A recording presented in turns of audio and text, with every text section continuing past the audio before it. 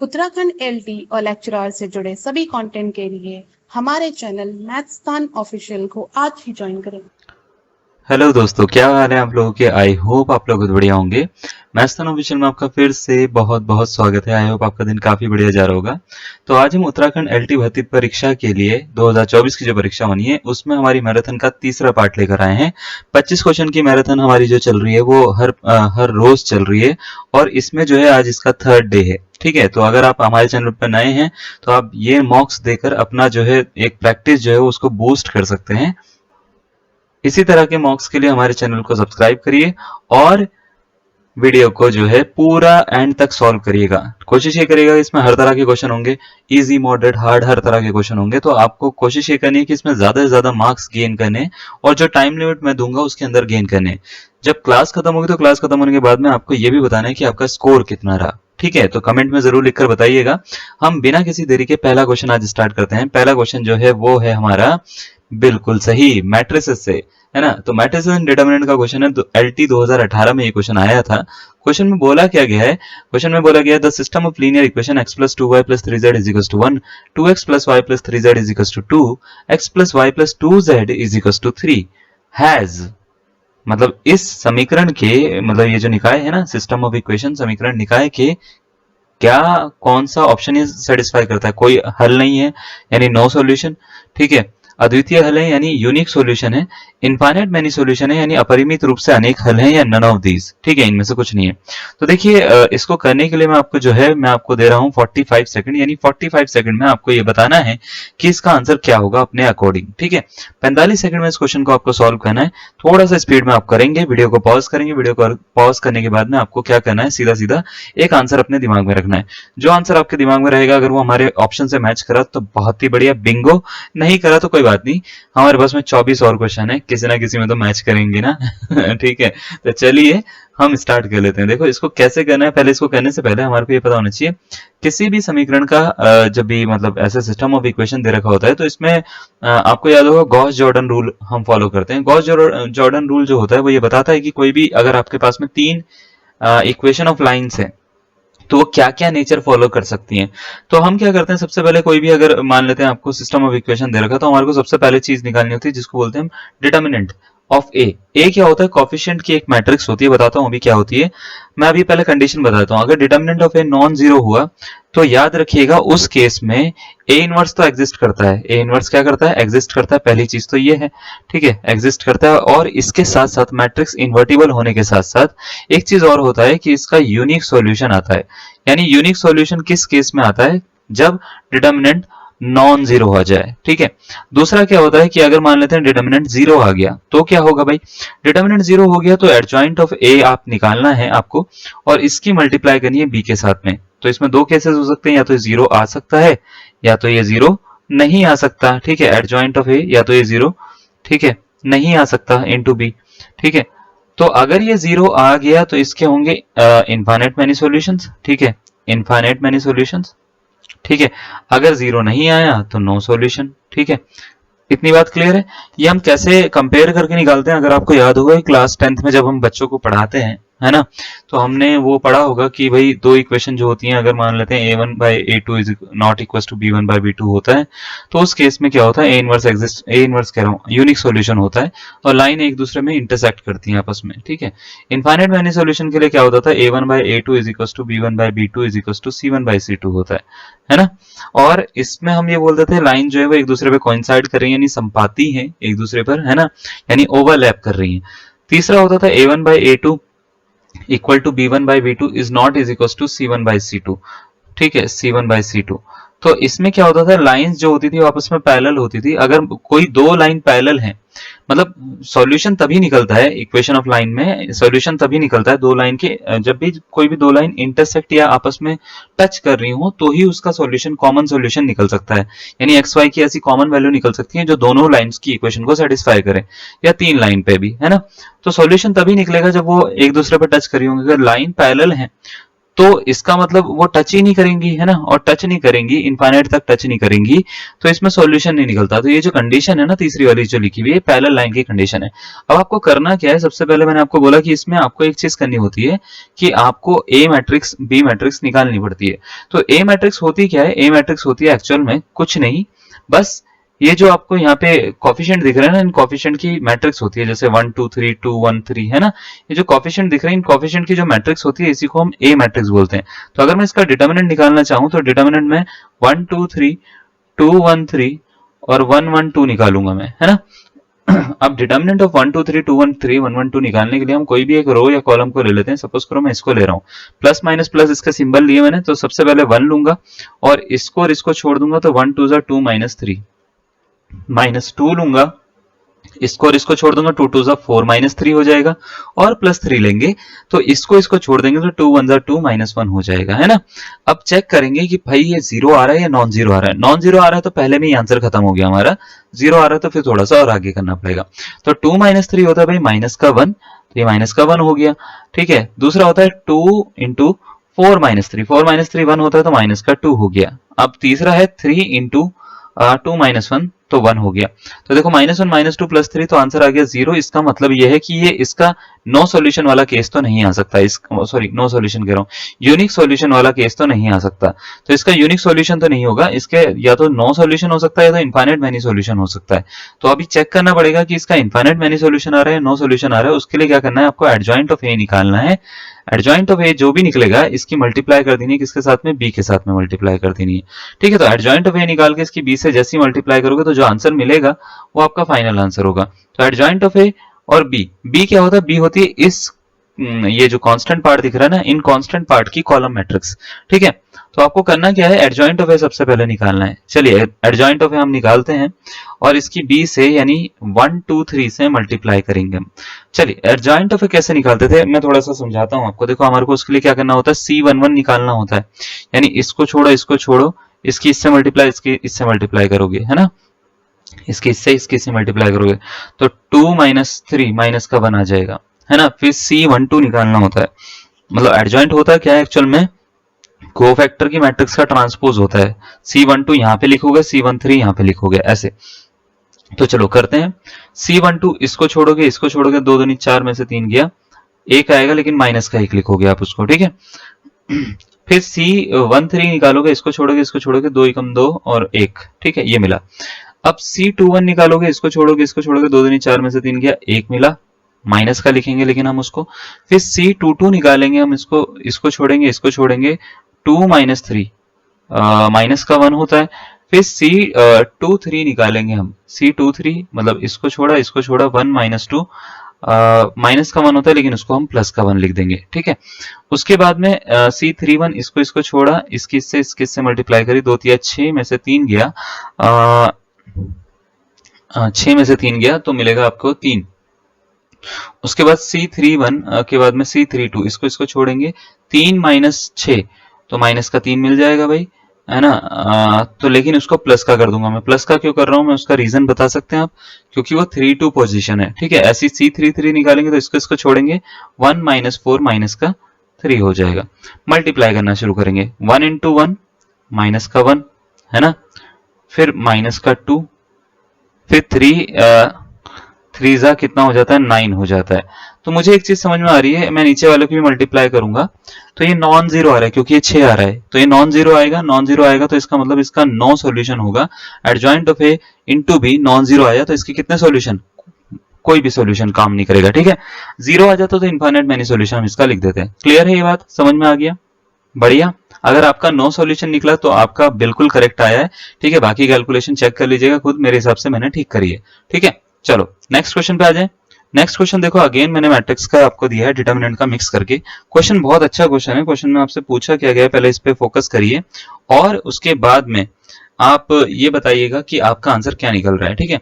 तो देखिए इस क्वेश्चन में आपको ये बोला गया है कि let A be a matrix of order 3 cross 3 let A be a matrix of order 3 cross 3 and determinant of A is equals to 4 if determinant of 2 adjoint of 3A is equals to 2 raised to power alpha 3 raised to power beta, then what is the value of alpha plus beta 12 13 17 और 24। चार option आपको दे रखे हैं, आपसे पूछा गया है कि कौन सा इसका करेक्ट आंसर है। Option number A, B, C या डी। इसको करने के लिए मैं आपको टाइम दूंगा 50 सेकंड्स का। 50 सेकंड का मैं आपको टाइम देता हूँ, सॉल्व करिए, आप आंसर बताइए कि आपका आंसर क्या आ रहा है, ठीक है, फिर जाके आप मतलब इसको सही बना पाओगे, ठीक है। और चेक करिएगा कि जो मैंने निकाला है वो सही आ रहा है या नहीं आ रहा, वैसे ही आपका आ रहा है या नहीं आ रहा। अब देखो इस क्वेश्चन को सॉल्व करने के लिए ना आपको थोड़ा सा मैट्रिक्स चैप्टर का, डिटरमिनेंट चैप्टर का ज्ञान होना चाहिए। अब ज्ञान क्या होना चाहिए, देखो ज्ञान तो बड़ा इजी है। आपको करना क्या है, देखो कुछ चीजों के बारे में पहले पता होना चाहिए। अगर मान लेते हैं आपको डिटरमिनेंट ऑफ ए दे रखा है ना, और इसका मतलब कुछ भी ऑर्डर है, सपोज करो मतलब कैसे, सपोज करो कि मेरे पास में ना एक, सबसे पहले मैं कॉमन वाली प्रॉपर्टी बता रहा हूँ। जैसे सपोज करो कोई के नंबर है और ए मैट्रिक्स के साथ में वो मल्टीपल में है, और ए मैट्रिक्स या डिटरमिनेंट के साथ में वो मल्टीपल में है, और ये डिटरमिनेंट का ऑर्डर है एन क्रॉस एन। तो कभी भी अगर मेरे को बाहर निकालना हो के को, तो के की पावर एन डिटरमिनेंट ऑफ ए के बराबर होता है। यानी सपोज करो ऐसे लिख रखा है 2a डिटरमिनेंट ऑफ यहाँ पे 3 क्रॉस 3, तो इसका आंसर होगा 2 की पावर 3 डिटरमिनेंट ऑफ ए के बराबर। क्या बात समझ में आ गई?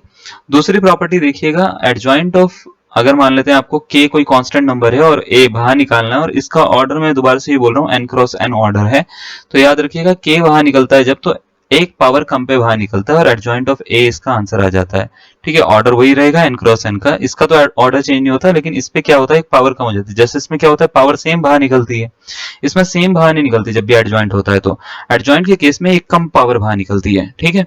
तीसरी प्रॉपर्टी जैसे हम आपको बताएं तो याद रखिएगा, एडजॉइंट ऑफ ए का कभी भी डिटरमिनेंट करना हो और इसका ऑर्डर है मान लेते हैं n क्रॉस n, तो इसकी वैल्यू होती है डिटरमिनेंट ऑफ ए की पावर n-1 के इक्वल होती है, ठीक है। एडजॉइंट ऑफ ए का करना हो तो वैसे इसमें तो प्रॉपर्टी इस तरीके से फॉलो होती है, एडजॉइंट ऑफ ए जो होता है ना, इसका अगर डिटरमिनेंट करना पड़ जाए आपको तो ये होता है डिटरमिनेंट ऑफ ए की पावर n-1 का होल स्क्वायर। तो जितने एडजॉइंट होते हैं उतने ही n-1 पे पावर लग जाती है। 3 एडजॉइंट होंगे तो होल क्यूब हो जाएगा, 4 होंगे तो होल की पावर 4 हो जाएगा, है ना। इस तरीके से हम इसमें बढ़ाते रहते हैं पावर। तो अभी हमारे को जितनों की जरूरत है बस उतनी ही प्रॉपर्टी लिख रहे हैं, फालतू प्रॉपर्टी नहीं लिखेंगे बिल्कुल भी, ठीक है। तो हमने कितनी प्रॉपर्टी बताई अभी आपको, हमने बताई आपको 1 2 3, एक और बताते हैं, चलो 4 प्रॉपर्टी। अगर determinant of A into B दे रखा है ना, तो इसको हम डिटरमिनेंट को ब्रेक कर सकते हैं, इसमें कोई दिक्कत नहीं होती। Determinant of A into determinant of B लिखा जा सकता है। मैट्रिसेस में ऐसा नहीं होता, ठीक है, मैट्रिसेस में ऐसा नहीं होता, ए इंटू बी के बराबर नहीं होता। डिटरमिनेंट में इसलिए हो जाता है क्योंकि डिटरमिनेंट एक असाइंड वैल्यू है मैट्रिक्स के साथ में, तो इसमें ये काम कर जाता है, इसमें कोई दिक्कत नहीं होती, ठीक है। तो चलो अब जरा इसमें ध्यान से देखो, सारी प्रॉपर्टीज का आप स्क्रीनशॉट ले लेना। पीछे मैं एक बार दोबारा से दिखा देता हूँ आपको, ये वाली है प्रॉपर्टीज, सबका स्क्रीनशॉट ले लेना एक एक करके। अब कैसे मैं इसको यूज करूंगा, देखो इस क्वेश्चन में क्या क्या गिवन है पहले तो ये देख लो, और क्या क्या निकालना है वो देख लो।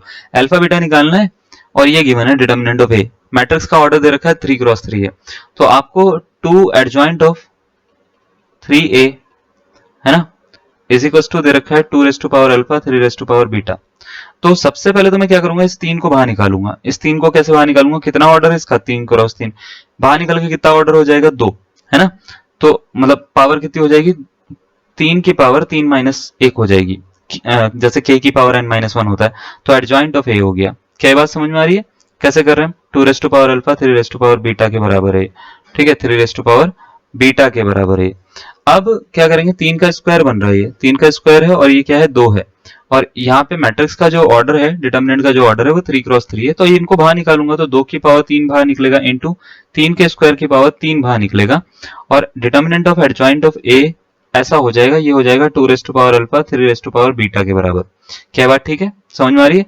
ये क्वेश्चन क्यों लिया गया है ना, मतलब ये क्वेश्चन क्यों लिया मैंने, क्या सोच के लिया मैंने ये क्वेश्चन ये सोच के लिया गया है कि आपका जो है ना, बस आपका क्या सही होना चाहिए, आपकी प्रैक्टिस अच्छी हो जानी चाहिए। आपको ऐसा क्वेश्चन देना चाह रहे थे हम कि जिसमें फॉर्मूले ज्यादा हो, ताकि आपको पता लगे कि हाँ ये फॉर्मूला हम इस तरीके से यूज कर सकते हैं। तो 2 की पावर 3 हो गया, 3 की पावर कितना हो गया, 6 हो गया, और एडजॉइंट ऑफ ए का फॉर्मूला होता है डिटरमिनेंट ऑफ ए की पावर n होता है, n-1 यानी 2, ठीक है। तो ये हो गया n-1 यानी 3-1, इसका डिटरमिनेंट ऑफ एडजॉइंट ऑफ ए जो होता है वो डिटरमिनेंट ऑफ ए की पावर n-1 के इक्वल होता है। तो 2 की पावर अल्फा 3 की पावर बीटा के इक्वल हो गया। अब 2⁻³ into 3⁻6 into determinant of a का स्क्वायर यानी 4 का स्क्वायर हो गया है ना, इज इक्वल टू 2⁻α 3⁻β हो गया है।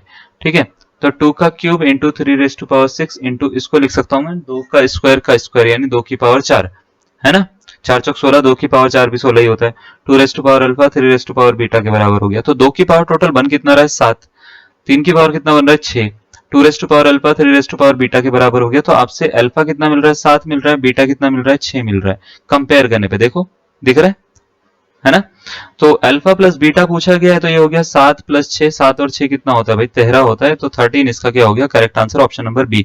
आई होप आपने भी ऑप्शन नंबर बी बनाया होगा और मेरे बताने से पहले बनाया होगा। अगर मेरे बताने से पहले बनाया तो बहुत ही बढ़िया, बहुत ही सही आंसर है आपका। नहीं बनाया तो कोई बात नहीं, ऐसा कोई दिक्कत वाली बात नहीं है। आपको जो है बस ये देखना है कि आप कहां पे क्या गलतियां कर रहे हो, उस गलतियों को एग्जाम से पहले सुधारिएगा। ठीक है, नेक्स्ट क्वेश्चन पे आ जाते हैं। नेक्स्ट क्वेश्चन आपको रिलेशन फंक्शन का एक क्वेश्चन दे रखा है।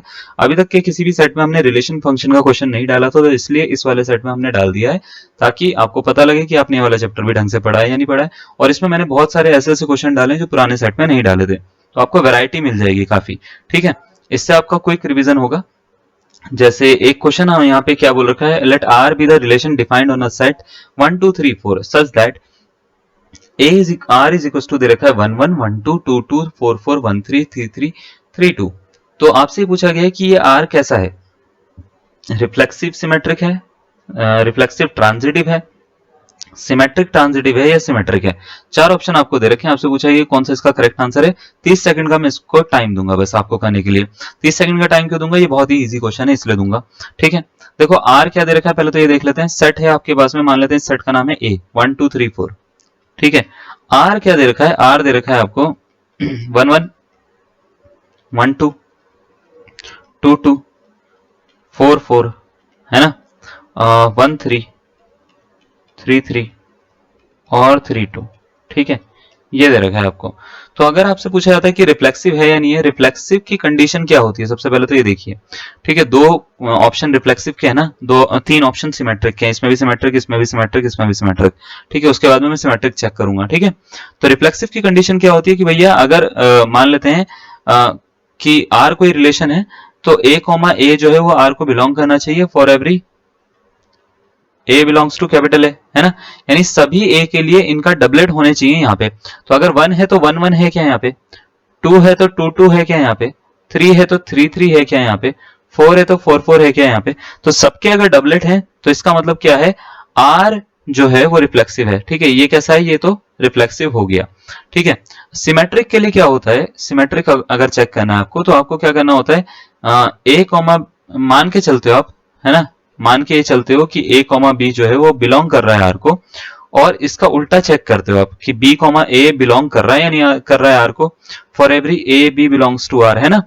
तो R के अंदर जो भी A, B है उनके लिए उनके मतलब उल्टे क्या बोले इसको, उल्टा जो होना चाहिए A, B, ऑर्डर अगर चेंज कर दें इसका तो इसका दूसरा रिवर्स ऑर्डर के जो एलिमेंट है वो इसके अंदर होने चाहिए।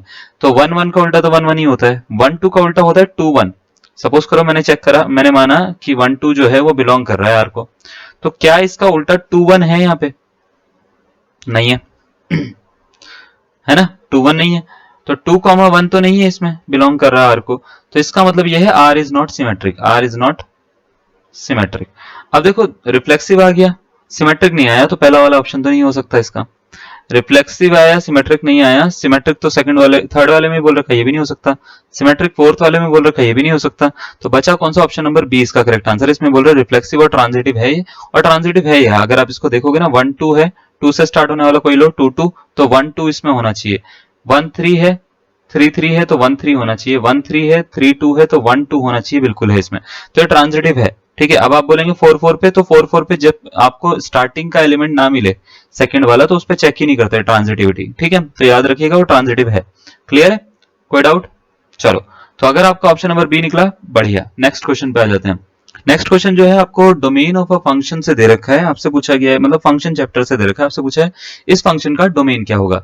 fx इज इक्वल्स टू दे रखा है log base 2x plus 3 upon में x square plus 3x plus 2। ठीक है, 4 ऑप्शन आपको दे रखे हैं। पहला ऑप्शन है भैया r माइनस माइनस 1 माइनस 2। ठीक है, फिर -2 कॉमा इंफिनिटी दूसरा ऑप्शन है। तीसरा ऑप्शन है भैया इसका r minus minus 1 minus 2 minus 3। चौथा ऑप्शन है -3, इन्फिनिटी, -1, -2। तो भैया डोमेन होता क्या है? डोमेन वो वैल्यूज का सेट होता है जिसको रखने पे फंक्शन डिफाइंड वैल्यू कोई दे दे हमारे को, अनडिफाइंड ना हो। तो हमारे को ऐसे ऐसे वैल्यूज निकालनी होती है जिसपे ये फंक्शन जो होता है अनडिफाइंड नहीं होगा। तो देखो ऐसा होता है कि जब भी आपको किसी भी जैसे कोई फंक्शन दे रखा है x/1 + x, आपसे इसका डोमेन पूछा जाता है तो याद रखिएगा सबसे पहली चीज ये होती है कि ये जो वैल्यू है ना नीचे वाली, ये जीरो नहीं होनी चाहिए। अगर ये जीरो हो गई तो ये x/0 बन जाएगा, है ना, x/0 बन जाएगा, मतलब समथिंग अपॉन जीरो बन जाएगा, तो ये इनफाइनाइट वैल्यू दे देगा। तो डोमेन में सबसे पहला काम ये होता है कि इसको ये सोचना है कि इसको जीरो नहीं बनाना, इसको जीरो नहीं बनाना। अच्छा मैं आपको टाइम देना भूल गया, इसको करने के लिए 45 सेकंड का टाइम है आपके पास में। चलो 50 सेकंड का, 50 सेकंड बनाओ। इसको कैसे बनाओगे आप, है ना, ठीक है। तो मैंने एक हिंट दे दिया है। वैसे इसको जीरो नहीं करना, तो आपको इस क्वाड्रेटिक इक्वेशन में से वो नंबर निकाल देने, या नीचे से वो नंबर निकाल देने हैं जिसपे जीरो बन रहा है। तो सबसे पहला मेरा काम क्या होगा डोमेन निकालने के लिए, ये जो नीचे वाला इक्वेशन है ना, इसको नॉन जीरो करना है। 3x + 2 not equal to zero. कैसे करोगे? देखो x² + 2x + x + 2 ऐसे लिख लो, नॉट इक्वल टू जीरो। फिर इसका x कॉमन आ रहा है पहले वाले में, तो ये हो गया, अरे ये हो गया x + 2, फिर +1 कॉमन निकाल लो, x + 2 not is equal to zero. अब x + 1 x + 2 not is equal to zero आ जाएगा। तो x की दो वैल्यू आ रही है, एक तो -1 और एक -2। x -1 -2 नहीं हो सकता, तो ये वाला ऑप्शन या तो ये वाला ऑप्शन करेक्ट है इसका, ठीक है। अभी देखते हैं कि कौन सा इसका करेक्ट होगा। सी वाला तो करेक्ट नहीं आ रहा, ठीक है ना। चलो अब देखो दूसरा ये है log बेस 2 दे रखा है ना, ठीक है। log बेस 2 दे रखा है, x + 3 दे रखा है। इससे क्या होता है, देखो इससे डोमेन जब भी आप निकालते हो याद रखिएगा, डोमेन निकालने के लिए आपको लॉग की कुछ प्रॉपर्टीज भी पता होनी चाहिए। कि जब भी लॉग बेस ए बी दे रखा होता है, तो ये जो बी होता है ना, बी ये ऑलवेज ग्रेटर देन जीरो होता है। जीरो से छोटा नहीं हो सकता, जीरो के बराबर नहीं हो सकता, अनडिफाइंड हो जाएगा उस पर, ठीक है। तो याद रखिएगा कि लॉग जो होता है उसका जो फंक्शनल वैल्यू होती है और बेस वैल्यू भी, ठीक है, वो जीरो नहीं होती कभी भी, ठीक है। तो इतनी चीजें याद रहेगी, क्लियर है। और फंक्शनल वैल्यू की बात करें तो क्या होती है, जीरो से बड़ी ही होती है। तो हेयर हम ऐसे लिखेंगे x + 3 जो है वो बड़ा होगा जीरो से, है ना, बड़ा होगा, बराबर भी नहीं होगा, बड़ा होगा, ठीक है, बड़ा होगा जीरो से। तो x जो होगा वो बड़ा होगा किससे, -3 से। तो अगर मैं पूछूंगा x कहां से कहां तक लाई करेगा, तो आप बोलेंगे सर x जो है वो -3 से लेके इन्फिनिटी तक पूरा होगा। तो भैया मिल गया डोमेन, कौन सा मिल रहा है, ऑप्शन नंबर डी। इन दोनों को कंबाइन करो तो डोमेन क्या आ रहा है, डोमेन आ रहा है भाई इसका -3 से इन्फिनिटी आएगा, है ना, -3 से इन्फिनिटी तक आएगा। लेकिन इसमें दो नंबर नहीं आएंगे, -1 और -2 बस। तो ऑप्शन नंबर डी इसका करेक्ट आंसर है। इजी क्वेश्चन था, आई होप आप सबने बना लिया हो इसको, है ना। नहीं बना तो कोई बात नहीं, दिक्कत वाली कोई दिक्कत नहीं है ना। नेक्स्ट क्वेश्चन बना के देखिएगा, ठीक है। तो देखिए ऐसा होता है कि मॉक क्यों लगाए जाते हैं। मॉक लगाने का एक ही रीजन होता है कि आपको अपने में इंप्रूवमेंट करनी है। आपका अगर स्कोर कम भी आ रहा है, वैसे कम आएगा नहीं, फिक्र ना करिए, है ना, इतना कम नहीं आएगा अगर आप मॉक लगा रहे हैं तो, ठीक है।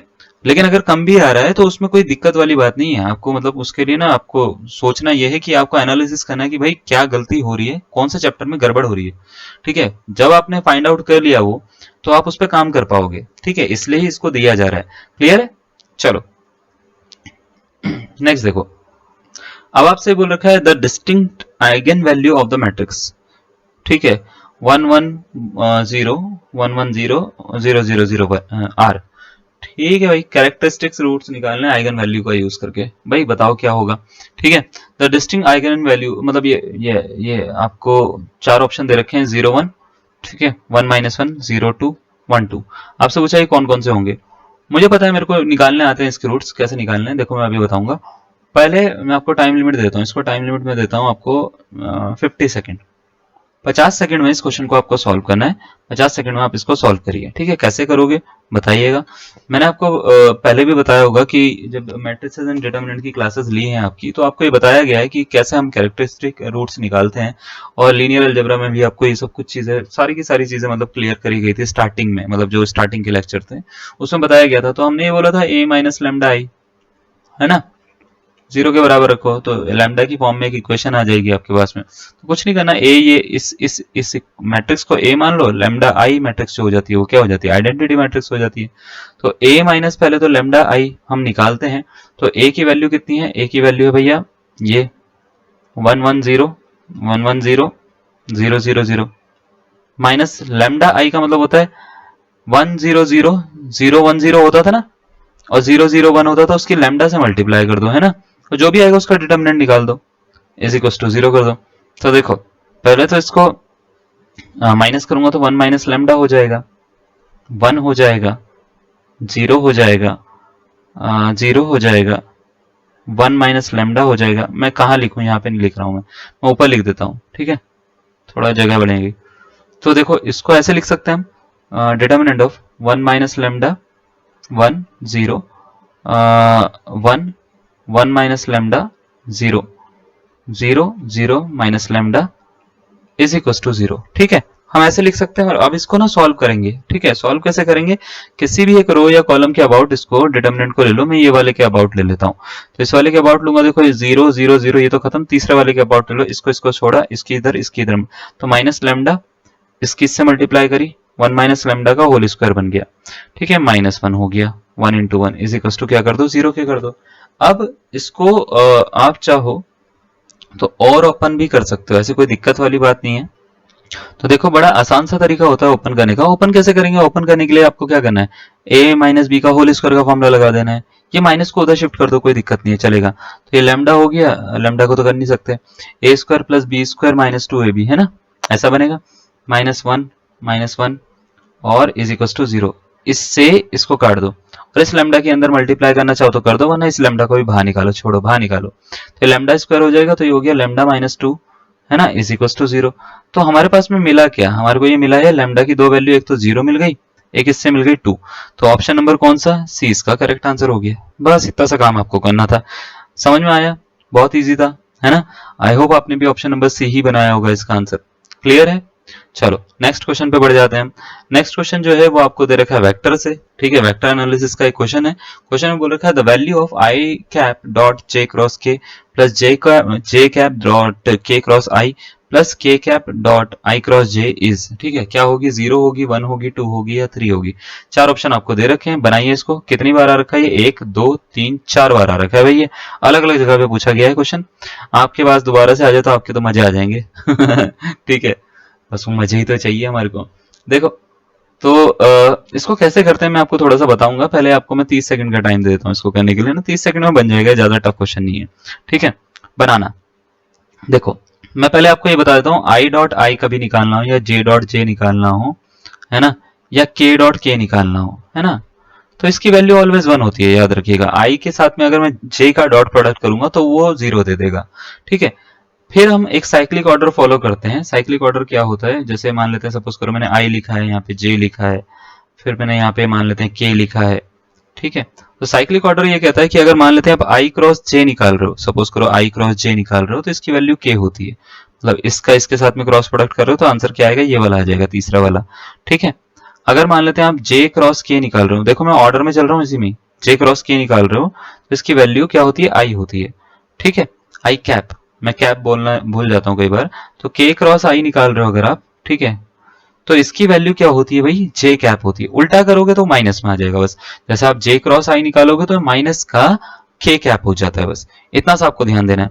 तो अगर इसको ध्यान से देख पाओ तो आई डॉट जे क्रॉस के लिखा हुआ है, जे क्रॉस के का मतलब क्या होता है, आई, ये रहा, प्लस जे डॉट के क्रॉस आई लिखा हुआ है, के क्रॉस आई को क्या बोलते हैं, जे, है ना, प्लस के डॉट आई क्रॉस जे लिखा हुआ है, आई क्रॉस जे को क्या बोलते हैं, के, है ना। और मेरे को पता है आई प्लस आई डॉट आई क्या होता है, जे डॉट जे क्या होता है, के डॉट क्या होता है, 1 + 1 + 1, आंसर कितना आ गया, 3। इतना हलवा क्वेश्चन था ये, कितने 2 लाइन में सॉल्व हो गया। और अगर आप चाहोगे ना इसको ना, मतलब देख के भी सॉल्व कर दोगे, इतना इजी क्वेश्चन था ये, समझ में आ रहा है ना, आसान क्वेश्चन दिया था, बढ़िया था, मजा आया। चलो एक और क्वेश्चन दे, है ना, ये लो। अब आपको वेक्टर एनालिसिस से एक और क्वेश्चन दे दिया, आपको बोला गया है कि if the vector f from f x y z x + 2y + az I cap plus x k cap is irrotational, अघूर्णी बोलते हैं उसको, अघूर्णी, ठीक है, इरोटेशनल है, तो a का मान बताइए। अच्छा एक चीज मैं आपको बताता हूँ, जब भी हम इरोटेशनल वेक्टर की बात करते हैं, आघूर्णी जो होता है, मतलब जो रोटेशनल वेक्टर नहीं होते, तो याद रखिएगा, हम एक चीज याद रखेंगे कि जब भी आप इरोटेशनल वेक्टर की बात करते हैं तो कर्ल जो होता है उसका, ठीक है, यानी इस वेक्टर का जो कर्ल होगा उसकी वैल्यू खत्म हो जाती है। खत्म होने का मतलब ये होता है कि वो जीरो हो जाती है। वेक्टर का काम क्या है, मतलब कर्ल का काम क्या होता है? कर्ल का काम ये होता है कि वेक्टर फील्ड की रोटेशन को बताता है वो एक तरह से। मतलब अगर मान लेते हैं ये वेक्टर फील्ड है एक हमारे पास में, ठीक है, थ्री डी है ना, 3D वेक्टर फील्ड है। तो इसमें कर्ल का काम क्या होता है, ऐसे मतलब इसका काम क्या होता है कि ऐसे बहुत सारी वेक्टर फील्ड हमने जनरेट कर दी इसके आजू बाजू में, किसी पॉइंट के, मतलब किसी पॉइंट के हमने आजू बाजू में बहुत सारी वेक्टर फील्ड जनरेट कर दी। तो एक्चुअल में इसको निकालने का काम, ठीक है ना, इसका निकालने का काम क्या होता है, वो कर्ल करता है। तो आपने नॉर्मल अगर कर्ल की डेफिनेशन ही पढ़ी होगी तो वो यही तो होती है, वेक्टर ऑपरेटर इस तरीके का होता है कर्ल, की जो मेजर करता है कि कोई भी मतलब वेक्टर फील्ड जो है वो किसी पॉइंट के अराउंड 3 डायमेंशनल स्पेस में किस तरीके से रोटेट कर, है ना। तो मतलब किसी भी पॉइंट के अराउंड, ऐसा नहीं है कि मतलब मैं इस पॉइंट की बात करूं, किसी भी पॉइंट के अराउंड वेक्टर फील्ड किस तरीके से रोटेट कर रही है। तो यही तो काम होता है, और इसको हम एंगुलर मोमेंटम में निकालते हैं पूरा का पूरा। तो इसमें आप कर्ल की वैल्यू, क्योंकि वो इरोटेशनल वेक्टर है तो कर्ल की वैल्यू जीरो हो जाती है। तो हमारे को करना क्या है इस क्वेश्चन को सॉल्व करने के लिए, हमें कर्ल ऑफ एफ, यानी कर्ल ऑफ एफ वेक्टर, इसको जीरो ले लेना है। बस इतना सा काम मुझे करना है। अब कर्ल निकालते कैसे हैं आपको पता होगा, है ना, इसका क्रॉस प्रोडक्ट निकालना होता है। तो आपको करना क्या है, इसको जीरो के बराबर लेना है। अब देखो जैसे मान लेते हैं डेल क्रॉस एफ निकाल रहे हैं, तो इसका निकालने का तरीका क्या होता है कि जैसे मान लेते हैं ए क्रॉस बी निकाल रहे हैं, दो वेक्टर हैं, तो क्रॉस प्रोडक्ट कैसे निकालते हैं, आई जे के लिखोगे, है ना। उसके बाद क्या करोगे, इसके कोफिशिएंट, फिर इसके कोफिशिएंट।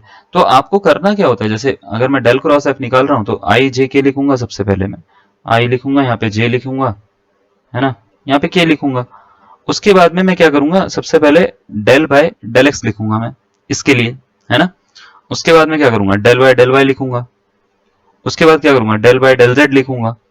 अब मैं क्या करूंगा, एफ के कोफिशिएंट क्या है, एक्स प्लस टू वाई, है ना, प्लस ए जेड हो जाएगा, फिर जीरो। उसके बाद में इसके कोफिशिएंट क्या, एक्स है ना।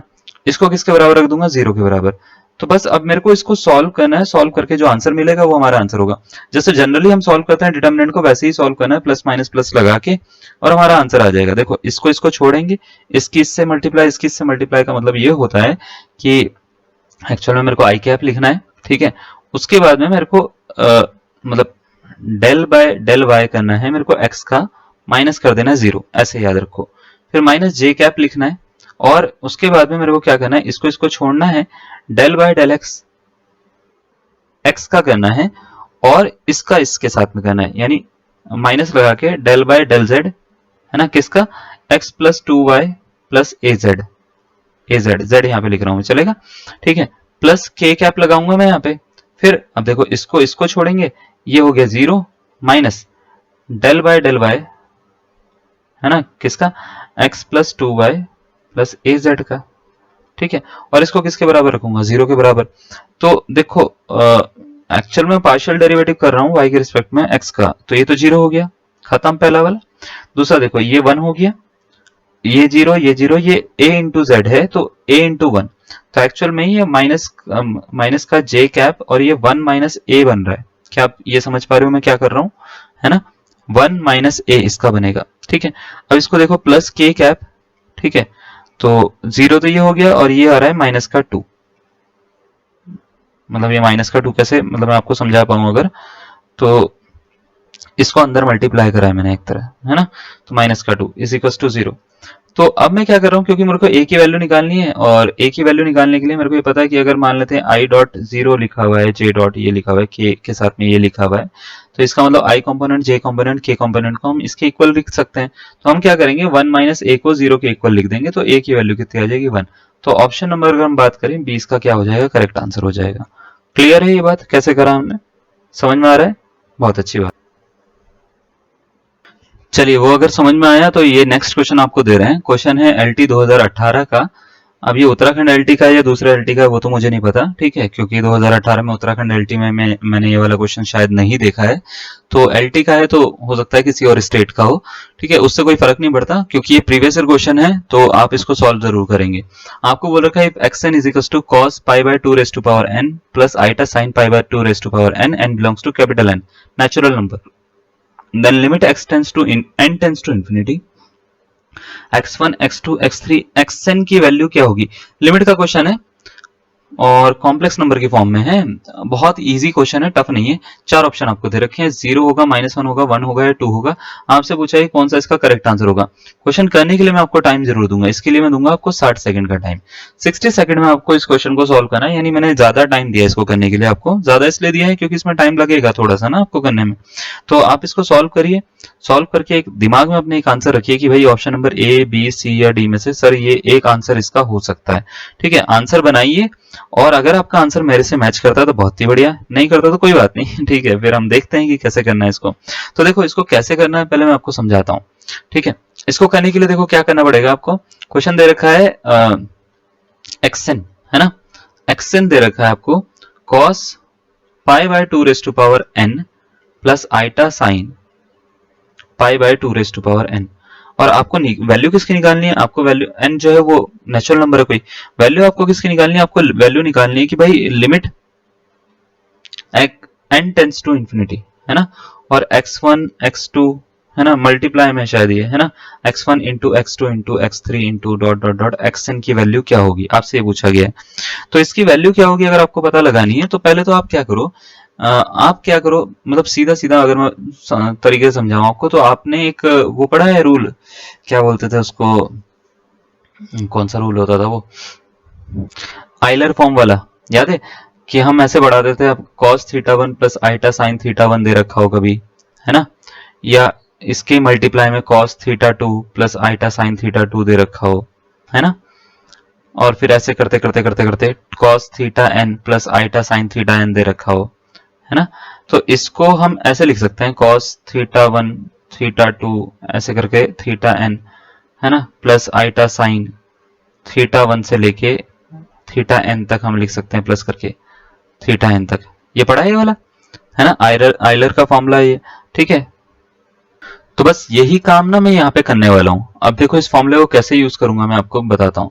जैसे आपको अगर इसकी वैल्यू निकालनी है तो इसका मीनिंग क्या है, आपको एक्चुअल में वैल्यू निकालनी है कि limit n tends to infinity तक जा रहा है, इन्फिनिटी तक जा रहा है, इसका मतलब ये होता है इसकी रेंज इन्फिनिटी तक जा रही है ना, इसकी रेंज क्या है, इन्फिनिटी तक जा रही है। तो आपको वैल्यू किसकी निकालनी है, कॉस मतलब आप ऐसे समझिए pi by 2 plus iota sine pi by 2, है ना, इंटू कॉस पाई बाय 2 का square plus iota sine 2 pi by 2 का स्क्वायर, ये मतलब है इसका। ठीक है, बात समझ में आ रही है। फिर इंटू कॉस पाई बाय 2 का cube plus iota sine pi by 2 का क्यूब, पाई बाय 2 का क्यूब। फिर ऐसे करते करते करते करते करते आप जाओगे तो cos pi by 2 raise to power, मतलब इनफाइनाइट तक जाओगे ना, पूरा सीधा सीधा अगर मैं बोलूं तो इनफाइनाइट तक जाओगे, अप टू इनफाइनाइट, क्योंकि ये लिमिट लग रही है। ठीक है, तो अगर ऐसा जा रहे हो तो इनफाइनाइट लिमिट लग रही है पूरी की पूरी। तो इसका अगर मैं इसको खोलूं आइलर थ्योरम से तो कुछ इस तरीके से बनेगा, cos ये बनेगा पाई बाय 2 प्लस पाई बाय 2 का स्क्वायर प्लस पाई बाय 2 का क्यूब, है ना, plus dot dot dot up to infinity plus iota sine, है ना, pi by 2 pi by 2 pi by 2 square, ऐसे करते करते अप टू इन्फिनिटी। तो अगर मैं इसको ध्यान से देखता हूं तो ये अंदर जो बने हैं एंगल, ये एक जीपी है, देखो जरा, 2 स्क्वायर 2 क्यूब 2 की पावर 4 2 की पावर 6, तो इनफाइनाइट जीपी है। इनफाइनाइट जीपी कभी भी आपको ऐसे दे रखी हो ना, 1/2, है ना, 1/2 का स्क्वायर 1/2 का क्यूब, है ना, 1/2 का क्यूब। तो इनफाइनाइट जीपी अगर आपको दे रखी हो तो इसके सम निकालने के लिए 3 फॉर्मूले होते हैं, जिसमें अगर इसकी वैल्यू -1 से 1 के बीच में आ रही है, आर की वैल्यू, आर मतलब कॉमन रेशियो की वैल्यू, तो इसका फॉर्मूला होता है a/1 - r। अब बात ये करते हैं a क्या होता है, a होती है फर्स्ट टर्म, आर होता है कॉमन रेशियो। कॉमन रेशियो कैसे निकालते हैं, 1/2 के स्क्वायर को यानी पीछे वाली टर्म को आगे वाली टर्म से डिवाइड कर दो, 1/2 से डिवाइड कर दो, तो ये जो मिलेगा वो आर होगा। ठीक है, अगर आर इसके बीच में आ रहा है, किसके बीच में, 1 और -1 के बीच में आ रहा है, तो ये वाला फॉर्मूला आप लगा सकते हो। तो 1 और -1 के बीच में ही आएगा। देखो इसका आर कितना आएगा, देखो पाई बाय 2 का स्क्वायर, आर अब मेरे को अगर निकालना है तो पाई बाय 2 का स्क्वायर को पाई बाय 2 से डिवाइड करूंगा मैं। ठीक है, तो पाई से तो पाई गया, 1 आया, 2 स्क्वायर से ये गया 2, तो 1/2 आ गया, है ना। तो r की वैल्यू 1/2 है, तो इसका मतलब इसका जो सम होगा ये कुछ ऐसे होगा ना, a/1 - r, है ना, प्लस आइटा साइन, अच्छा मैं यहाँ पे एक लाइन खींच देता हूँ, ठीक है, आइटा साइन a/1 - r, ऐसे ऐसे बन सकता है ये। ठीक है, तो ये हो गया cos pi by 2 upon 1 minus 1 by 2, तो 1 बाय 2 ही होता है, तो cos pi by 2 upon 1 by 2 है ना, plus iota sine pi by 2 upon में कितना 1 बाय 2, 2 से 2 कट, 2 से 2 कट, तो cos pi plus iota sine pi, cos pi की वैल्यू होती है भैया -1, आइटा साइन पाई की वैल्यू होती है भैया 0। तो इसका आंसर आ गया कितना -1, -1 कौन सा, ऑप्शन नंबर बी इसका करेक्ट आंसर है। अगर आपका बना तो बहुत बढ़िया। इसको बनाने के लिए आपको 2-4 चीजें पता होनी चाहिए थी, जैसे सीक्वेंस सीरीज में जीपी का केस पता होना चाहिए था आपको, है ना, और दूसरा ये है कि आपको आयलर थ्योरम जो कॉम्प्लेक्स नंबर की है वो पता होनी चाहिए। तो अगर आयलर थ्योरम के मतलब आयलर थ्योरम सिर्फ एक नहीं है, डी मोइवन ने जब उसके साथ में दी थी तो उसके 2-3 रिजल्ट हैं, तो आपको सारे रिजल्ट पता होने चाहिए, तब जाके आपको थोड़ा सा बढ़िया से समझ में आएगा। क्लियर? चलो नेक्स्ट क्वेश्चन। क्वेश्चन आपको हाइपरबोलिक फंक्शन से दिया है हमने, आपसे ये पूछा गया है कि sine hyperbolic cot inverse cot X की वैल्यू क्या होगी। 4 ऑप्शन दे रखे हैं, ये इजीएस्ट क्वेश्चन है इस क्लास का सबसे इजी क्वेश्चन यही वाला लगा मेरे को जो मैंने दिया है। ठीक है, ए बी सी या डी में से कौन सा इसका करेक्ट आंसर होगा आपके हिसाब से, मतलब ए ऑप्शन करेक्ट होगा, बी ऑप्शन करेक्ट होगा, सी ऑप्शन करेक्ट होगा या डी ऑप्शन करेक्ट होगा। ठीक है, बनाइए। चलो कितना टाइम, 30 सेकंड देता हूं इसको करने के लिए मैं आपको, 30 सेकंड। फॉर्मूला आता होगा तो 30 सेकंड बहुत है आपके लिए। ठीक है, नहीं आता होगा तो फिर तो भैया आधा घंटा भी कम है आपके लिए। ठीक है, क्योंकि बिना फॉर्मूला कैसे बनाओगे। तो एक फॉर्मूला बता रहा हूँ साइन हाइपरबोलिक इनवर्स एक्स का। साइन हाइपरबोलिक इनवर्स एक्स का फॉर्मूला जो होता है वो होता है लॉग, अगर आपको याद है तो मैंने ऐसे बताया था, लॉग एक्स प्लस, है ना, under root 1 plus X square होता है। ठीक है, तो ये फॉर्मूला होता है साइन हाइपरबोलिक इनवर्स एक्स का। तो अगर मान लेते हैं एक्स की जगह पे कुछ भी वैल्यू हो तो इस तरीके से लिखोगे तो आपका आंसर आ जाएगा। ठीक है, अब जैसे आपको वैल्यू निकालनी है किसकी, sine hyperbolic inverse cot X की वैल्यू निकालनी है आपको, तो करना कुछ नहीं है, लॉग आएगा, है ना, कॉट एक्स आएगा, अंडर रूट में 1 प्लस कॉट स्क्वायर एक्स आ जाएगा ये, है ना। तो 1 प्लस कॉट स्क्वायर एक्स जो होता है वो होता है cosec square x. Cosec square x यानी कोसेक एक्स हो गया प्लस कॉट एक्स हो गया। ठीक है, रूट से स्क्वायर हट गया तो ये लॉग आ गया। तो इसका मतलब कौन सा ऑप्शन बन रहा है इसका, हाँ जी, ऑप्शन नंबर सी इसका करेक्ट आंसर बन रहा है। अगर आपका भी यही बना तो बहुत ही बढ़िया, सही करा है आपने। ठीक है, हम पहुंच चुके हैं अब तक कितने क्वेश्चन पे, 9 या 10 क्वेश्चन हमने कर लिए हैं। आपका स्कोर क्या चल रहा है, बढ़िया चल रहा है, ठीक ठाक, आगे भी अच्छा चलना चाहिए। ठीक है, नहीं चल रहा तो आगे चलेगा। ठीक है, वेट करिए, सब कुछ होगा। ठीक है, ये वाला एक क्वेश्चन आपको और दे रखा है। क्वेश्चन में बोला गया है कि limit X tends to 0 A raise to power x plus B raise to power X upon 2 की पावर 1 बाय एक्स की वैल्यू क्या होगी। 4 ऑप्शन आपको दे रखे हैं, ए बी होगी, ए प्लस बी बाई 2 होगी, अंडर रूट ए बी होगी या ए प्लस बी होगी। देखो इसको करने का ना मैं एक शॉर्टकट बताऊंगा अभी आपको, लेकिन अगर आपको शॉर्टकट नहीं आता तो मैं मान के चलता हूँ आप इसको बेसिक मेथड से करोगे, और बेसिक मेथड से करोगे तो लगभग आप इसमें 1 मिनट से ज्यादा का टाइम लगाओगे। तो मैं आपको 70 सेकंड दे देता हूँ, चक दे इंडिया वाले, है ना, वो 70 मिनट दे रहे थे शाहरुख खान, हम दे रहे हैं आपको 70 सेकंड। 70 सेकंड में आपको जो है ये क्वेश्चन सॉल्व करना है। 70 सेकंड का टाइम दे रहे हैं, क्योंकि आप अगर इसको बेसिक से करोगे तो फिर तो आपको मतलब पूरा इसको सॉल्व करना पड़ेगा ना, तो इस हिसाब से हमने आपको टाइम दे दिया है। करिए सॉल्व इसको, बना दिया आंसर। चलो अब मैं ये देखो, पहले तो मैं आपको ये बताता हूँ कि इसको बेसिक से कैसे सॉल्व करना है। आप अगर बेसिक से कर लोगे फिर आपको मैं ये बताऊंगा कि इसका शॉर्टकट क्या होता है। फिर आपको लगेगा यार ये तो बड़ा ही इजी क्वेश्चन था, तो मैंने शॉर्टकट बताया, तो मैं इसको देखकर आंसर बता सकता हूँ इसका। ठीक है, तो देखो पहले बेसिक से करते हैं। जैसे कोई भी फंक्शन होता है उसको y लेते हैं, है ना, तो y इज इक्वल्स टू आपको जो भी दे रखा है, मतलब a raise to power x दे रखा है plus b raise to power x दे रखा है अपॉन 2 दे रखा है whole raise to power 1 by x दे रखा है। लिमिट निकालनी है इसकी, लिमिट तो निकालते हैं बाद में, पहले हम इसको क्या करते हैं, ये पावर को ना थोड़ा सही सही करके लिखते हैं। तो दोनों तरफ लॉग ले लेते हैं, लॉग y लेंगे तो लॉग में ये पूरा का पूरा आएगा, और लॉग की प्रॉपर्टी होती है पावर आगे आ जाती है, तो 1 by X log a raise to power x plus b raise to power x upon 2 ऐसे लिखा जा सकता है क्या इसको। आप बोलेंगे हाँ सर बिल्कुल लिखा जा सकता है, लिख दीजिए। अब हम करने क्या वाले हैं, हम करने वाले हैं इस x को तो नीचे पहुंचा देंगे और log y को ऐसे छोड़ देंगे। log y लिमिट लगा देते हैं, लिमिट कितनी है भैया, x tends to 0, log y limit x tends to 0 log a raise to power x plus b raise to power x upon 2 upon x। और क्योंकि ये 0 अपॉन 0 की फॉर्म है, देखो डाल के देख लो, है ना, ये बनेगा log 1, log 1 की वैल्यू होती है 0 अपॉन में 0, 0 अपॉन 0 की फॉर्म है, तो इसमें एल हॉपिटल रूल लगाया जा सकता है। एल हॉपिटल रूल लगाएंगे हम इसमें और इसको थोड़ा सा डिफरेंशिएट करेंगे दोनों साइड। ठीक है, तो दोनों साइड कैसे डिफरेंशिएट करेंगे हम अभी थोड़ा सा बताते हैं इसको। ठीक है, पहले तो लिमिट मतलब दोनों साइड तो नहीं, पहले इस साइड करते हैं। ठीक है, तो ये हो गया भैया log y is equal to आपका ये बन रहा है हम क्या बोलें इसको, लॉग का होता है 1/a⁻x प्लस b⁻x अपॉन 2 हो जाएगा। फिर a⁻x का दोबारा से करना पड़ेगा मुझे, है ना। तो a⁻x का करेंगे तो क्या आएगा, ये आएगा भैया a⁻x log a, है ना, प्लस b⁻x का करेंगे तो b⁻x log b हो जाएगा, log b हो जाएगा, अपॉन में 2 आएगा। तो ये 2 से तो 2 कट हो रहा है, अपॉन में x का जो होता है वो 1 हो जाएगा। ये लिमिट अभी है x टेंड्स टू 0 इस पे, ठीक है। इस तरफ लिमिट लगा के, वैसे इसमें लगाते नहीं है हम, ठीक है, हमको इधर ही लगानी होती है क्योंकि ये वैल्यू फंक्शन की हम निकाल रहे हैं, बाद में लॉग को इधर भी पहुंचाना होता है हमारे को ना, ठीक है। अब a⁻x प्लस b⁻x, इसमें हम लिमिट डालेंगे तो ये हो जाएगा 1 1, ये हो जाएगा 1 1, ठीक है। तो ये कितना बनेगा अगर मैं बनाना चाहूं तो ये बनेगा लिमिट x, अच्छा लिमिट तो डाल दें, लिमिट डाल के ये बनेगा log y is equal to 1/2 log a plus log b। जितना भी a⁻x था b⁻x था वो a⁻0 b⁻0 बन गया, तो ये 1 बन गया, ये 1 बन गया, ये 1 बन गया, ये 1 बन गया। तो मतलब आपको ये अगर समझ में आ रही है मेरी बात, मैं क्या बोल रहा हूँ, a⁻0 बनेगा प्लस b⁻0 बनेगा, तो ये 1 + 1 यानी 2 बन जाएगा, ऐसे लिखा है हमने, ठीक है।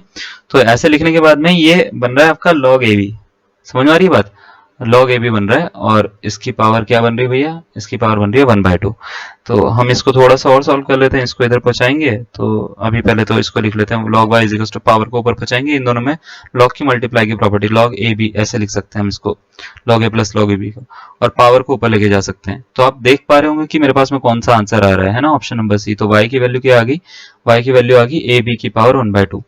लेकिन ये बहुत ही लेंदी प्रोसेस है, आप समझ पा रहे हो। देखो मैंने सिर्फ दो मतलब वेरिएबल के लिए करा और मेरे को बहुत टाइम लग गया इसको करने में। इतना टाइम एग्जाम में कहाँ है हमारे पास में, हम कहीं तो टाइम बचा सकते हैं ना अपना। तो अगर हमारे पास में कभी भी मान लेते हैं ऐसा आ जाता है लिमिट x टेंड्स टू 0, है ना, लिमिट x टेंड्स टू 0 आ जाता है, और कभी भी आपके पास में मान लेते हैं ऐसा आ जाता है a⁻x प्लस a की पावर x, क्या a की पावर सपोज करो, या ऐसा समझ लो x1 कोई वेरिएबल है, इसकी पावर कुछ k1 आ रखी है ना, या x आ मतलब कुछ k1 कोई वेरिएबल है, ठीक है, k1 कोई नंबर है, इसकी पावर x आ रखी है, प्लस k2 की पावर x आ रखी है, k3 की पावर x आ रखी है, और ऐसे करते करते मान लेते हैं kn की पावर x आ रखी है, अपॉन में n लिखा हुआ है, और इसकी पावर मान लेते हैं 1/x लिखा हुआ है। तो याद रखिएगा इसका आंसर बड़ा इजी होता है, सबको मल्टीप्लाई करो, k1 k2 k3 सबकी मल्टीप्लाई करो kn तक, है ना, और n है ये, ठीक है, और इसकी पावर जो है ये कर दो, ये कितनी है, तो आप बोलेंगे सर 1/n कर दो, आपका आंसर आ जाएगा। फॉर एग्जाम्पल जैसे अगर आपके पास में कोई क्वेश्चन आ जाता है लिमिट x टेंड्स टू 0, है ना, a की power x plus b⁻x plus c⁻x upon 3 whole raised to power 1/x, ठीक है। तो इसका अगर आंसर निकालना है आपको, तो आंसर निकालने के लिए ज्यादा मेहनत नहीं करनी है। ये क्या है, a b c, ये है k1 k2 k3, है ना, तो इन तीनों की मल्टीप्लाई करो, a इंटू बी इंटू सी, और इसकी पावर ये डाल दो 1 अपॉन करके, बस आपका आंसर खत्म हो गया। बस इतना सा काम आपको करना है, ठीक है। अगर आप ये कर लोगे तो आप इसको सॉल्व करके देखिएगा, इसका आंसर यही निकलेगा, ठीक है। तो आपको करने में ज्यादा दिक्कत नहीं होगी और आप इजिली इसको सॉल्व कर पाओगे, ठीक है। क्वेश्चन को समझ में आ रही है मेरी बात। चलो नेक्स्ट क्वेश्चन पे आ जाते हैं। नेक्स्ट क्वेश्चन आपको बोल रखा है कि the function f(x) is equal to x-1 mod के अंदर दे रखा है प्लस x-2 दे रखा है, x belongs to 0,3 is not differentiable at the point, कौन से पॉइंट पे डिफरेंशिएबल नहीं है, ठीक है, 0 पे, 2 पे, 3 पे, नन ऑफ दिस, ठीक है, नन ऑफ द अबव। इसको करने के लिए हम देंगे भैया आपको 30 सेकंड, 30 सेकंड में क्वेश्चन बन जाएगा, ठीक है। बेसिक से बनाओ, कैसे भी बनाओ, ज्यादा बड़ा क्वेश्चन नहीं है, इजी क्वेश्चन है। बना लिया, चलो मैं आपको दिखाता हूं इसको करने का तरीका क्या होता है। एलटी में आ रखा है 2020 का, और हलवा क्वेश्चन है। जब मैंने इसको क्वेश्चन पेपर मैंने पिछली बार वाला सॉल्व करवाया था खुद ही, मुझे याद है क्योंकि मैंने सॉल्व करवाया था। जब मैंने क्वेश्चन पेपर सॉल्व करवाया था तब मैंने बोला था ये बहुत ही इजी क्वेश्चन आया आपके फ्री के मार्क्स से। मैंने आपको ये बोला था कि भाई सबसे पहले जो होता है ना, आपको एक चीज पता होनी चाहिए कि मॉड का जो कर्व होता है वो कैसा होता है। जैसे मॉड एक्स की बात करें, मॉड एक्स का कर्व कुछ ऐसा होता है वी शेप का, ये यहाँ पे टच करता है वी शेप का, यहाँ पे टच करता है 0 पे, है ना, और उसके बाद इधर और इधर चले जाता है। ऐसे ही अगर मान लेते हैं मॉड x-1 का कर्व बनाना हो तो वो ऐसे यहाँ पे टच करता है, यहाँ पे टच करेगा 1 पे और इधर चले जाएगा ऊपर। तो x = 1 पे टच करता है, इस तरफ जो होता है पॉजिटिव होता है और इस तरफ जो होता है नेगेटिव होता है। अब ये कर्व जब हम बनाते हैं ना, तो इसमें एक थ्योरम होती है कि जब भी हम डेरिवेटिव करते हैं किसी फंक्शन का, जैसे कोई फंक्शन है उसका मैंने ग्राफ बनाया, सपोज करो ये एक फंक्शन बनाया मैंने, इसका ग्राफ, और इसका ग्राफ ऐसे बना दिया, ठीक है, ऐसे मैंने कोई ग्राफ बना दिया। तो मैंने पूछा क्या ये फंक्शन डिफरेंशिएबल है, कंटिन्यूअस तो दिख रहा है, डिफरेंशिएबल है क्या? तो याद रखिएगा हर कंटिन्यूअस फंक्शन डिफरेंशिएबल नहीं होता, और डिफरेंशिएबल कहाँ नहीं होता वो पता होना चाहिए। जैसे आपने मान लेते इसका ग्राफ बनाया, तो कहीं ना कहीं अगर इस कर्व पर ऐसे पॉइंट आ गए जो बिल्कुल शार्प यानी नोक जैसे पॉइंट होते हैं, शार्प पॉइंट, इन पॉइंट्स को बोलते हैं शार्प पॉइंट्स, यहाँ पे फंक्शन का डेरिवेटिव एग्जिस्ट ही नहीं करता, ठीक है, एग्जिस्ट नहीं करता, तो यहाँ पे फंक्शन डिफरेंशिएबल नहीं हो सकता। अब मॉड का जब भी कर्व होता है ना, मॉड के कर्व में शार्प पॉइंट्स होते हैं, बहुत सारे होते हैं, अगर आप समझ पा रहे हैं तो मॉड का कर्व जो है हमने कुछ ऐसे बनाया था, ठीक है, मॉड का कर्व कुछ ऐसे बनाया था हमने वी शेप का। तो जो वी शेप का है, ये जो पॉइंट है ना, ये होता है शार्प पॉइंट इसका। तो इन शार्प पॉइंट पे ये फंक्शन डिफरेंशिएबल नहीं होता। यानी अगर मैं बात करूं इस मॉड x माइनस वन का, तो 1 जो है वो क्रिटिकल पॉइंट यानी शार्प पॉइंट है, इसका 2 है। कैसे पता लगाते हैं शार्प पॉइंट? इनको ना इक्वल टू 0 रखो, x minus one is equal to 0 रखो, तो x की वैल्यू जो आई वो इसका क्रिटिकल पॉइंट होता है। तो क्रिटिकल पॉइंट 1 और 2 पे ये फंक्शन डिफरेंशिएबल नहीं होगा, जिसमें से एक पॉइंट इसमें ऑप्शन में दे रखा है, तो यानी ऑप्शन नंबर 20 का क्या हो जाएगा करेक्ट आंसर। तो आप इसको कैसे भी करते रहो, डिफरेंशिएबिलिटी चेक करके करते रहो, जैसे एनसीईआरटी में करते हैं वैसे करो, वैसे भी वही आएगा, 2 ही आएगा, क्योंकि 2 पे डिफरेंशिएबल निकलेगा ही नहीं वो मॉड की प्रॉपर्टी से। या तो आप ऐसे कर लो जैसे कि हमने बताया, तो हमने जैसे बताया आपको देखकर आंसर पता लग जाएगा। क्लियर है, कोई डाउट? ठीक है, तो 1 पे भी डिफरेंशिएबल नहीं होगा, अगर 1 दे रखा होता ना उन्होंने, तो उस पे भी आप क्या कर देते, नॉट डिफरेंशिएबल डाल देते, उस पे कोई दिक्कत नहीं होती, सही आंसर माना जाता वो। ठीक है, नेक्स्ट क्वेश्चन देखते हैं। चलो नेक्स्ट क्वेश्चन अगेन डिफरेंशिएबिलिटी से है। क्वेश्चन में क्या बोल रखा है, if sin y is equal to x sin a plus y है, देन dy बाई dx की वैल्यू क्या होगी? 70 सेकंड देते हैं इसको करने के लिए भाई आपको, करो सॉल्व। ठीक है, साइन ए प्लस वाई होगी, sine square a plus b होगी, sine A plus y by sine a होगी, या sine square a plus y by sine a होगी। ठीक है, करिए इसको। ठीक है, अच्छा स्कोर तुम्हारा ज्यादा है या कम है? ज्यादा आने पे ज्यादा खुश नहीं होना, कम आने पे ज्यादा दुखी मत होना, है ना, उसका एक रीजन है। कम आएगा तो ऐसा कोई दिक्कत नहीं है भाई, कि आपको ऐसा नहीं लगना चाहिए कि भाई ये एक तरह से बस आपकी खाली तैयारी चेक करने के लिए हमने टेस्ट लिया है, जिसमें बहुत सारे क्वेश्चन हमने मिक्स करे हैं, है ना, मिक्स करे हैं, तो ऐसा हो सकता है कि आपके कुछ टॉपिक खराब हो, तो आपके पास में चांस है अभी, आप उसको बढ़िया करिए ना। और अगर मान लेते हैं आपका बहुत अच्छा स्कोर आ रहा है, तो आप उस पर और काम करिएगा, पढ़ना वढ़ना मतलब और थोड़ा सा बढ़िया करिएगा, और लोगों से आगे निकलने का आपके पास में मौका है। ठीक है, चलो बताइए भाई इसका क्या आंसर आएगा, सॉल्यूशन देते हैं हम आपको। ठीक है, देखो जैसे आपको क्या दे रखा है, sine y is equal to दे रखा है एक्स साइन ए प्लस वाई। अब आपने इसको ना खोल बोल के करने की कोशिश करी होगी, जहां तक मेरा दिमाग चल रहा है आपने साइन ए प्लस वाई में फॉर्मूला लगाया होगा, है ना, हाँ साइन एक्स प्लस वाई का फॉर्मूला लगाया होगा, और इसको सॉल्व करने की कोशिश करी होगी।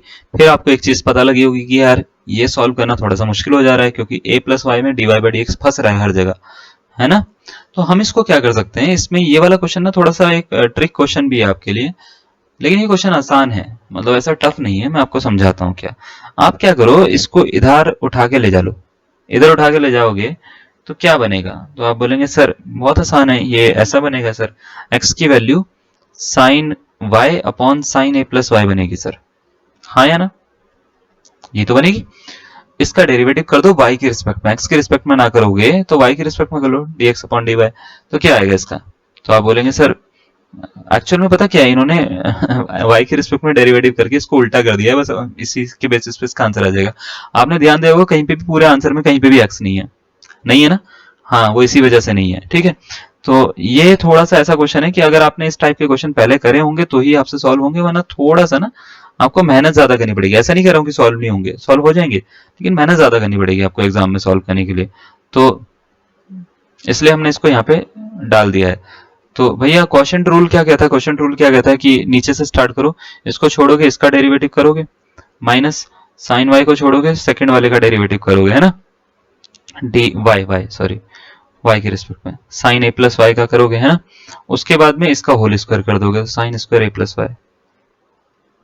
अब देखो इसका डेरिवेटिव करेंगे तो साइन ए प्लस वाई को तो छोड़ दिया, साइन वाई का होता है कॉस वाई, तो मैं यहाँ पे लिख देता हूँ कॉस वाई साइन ए प्लस वाई, है ना, और minus sign Y cos A plus Y upon में कितना साइन स्क्वायर है।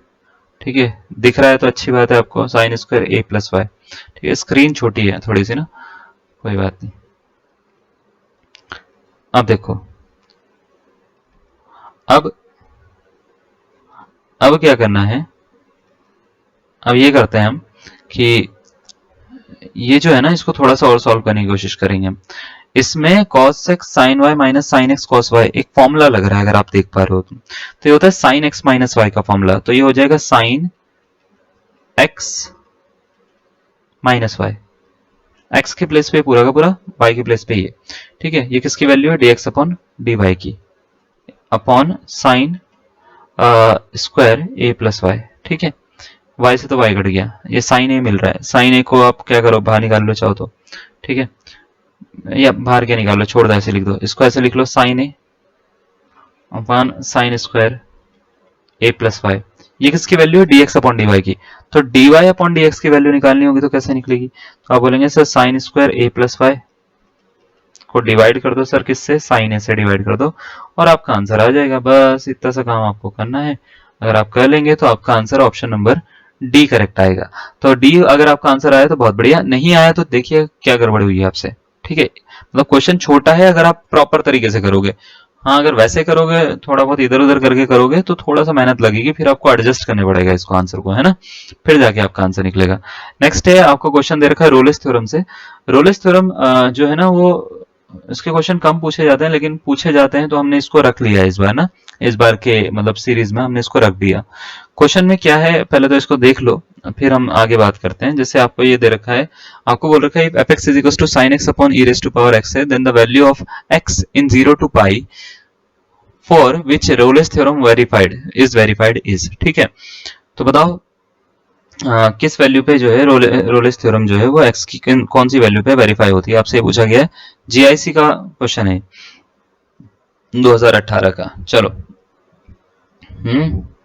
कैसे करोगे, देखो कितना टाइम दें आपको इसको करने के लिए, हम देते हैं आपको 50 सेकेंड, 50 सेकंड का टाइम दे रहे हैं। 50 सेकंड में आप इसको बनाइएगा। मैं बता देता हूँ, देखो रोलेस थ्योरम होती क्या है। देखो अगर आपके पास में कोई फंक्शन है ना, उसका कर्व है कोई, सपोज करो ये कर्व है, ठीक है, ये कर्व है कोई, ठीक है। थ्योरम थोड़ा सा एक जल्दी से बताता हूँ। ये कर्व ऐसे है, तो सपोज करो ये ए पॉइंट है, ये क्या है, ये बी पॉइंट है ना। बहुत आसान तरीके से बताता हूँ। इसकी फंक्शनल वैल्यू सपोज करो एफ ए है, इसकी फंक्शनल वैल्यू को सपोज करो यहाँ पे एफ बी है, ठीक है।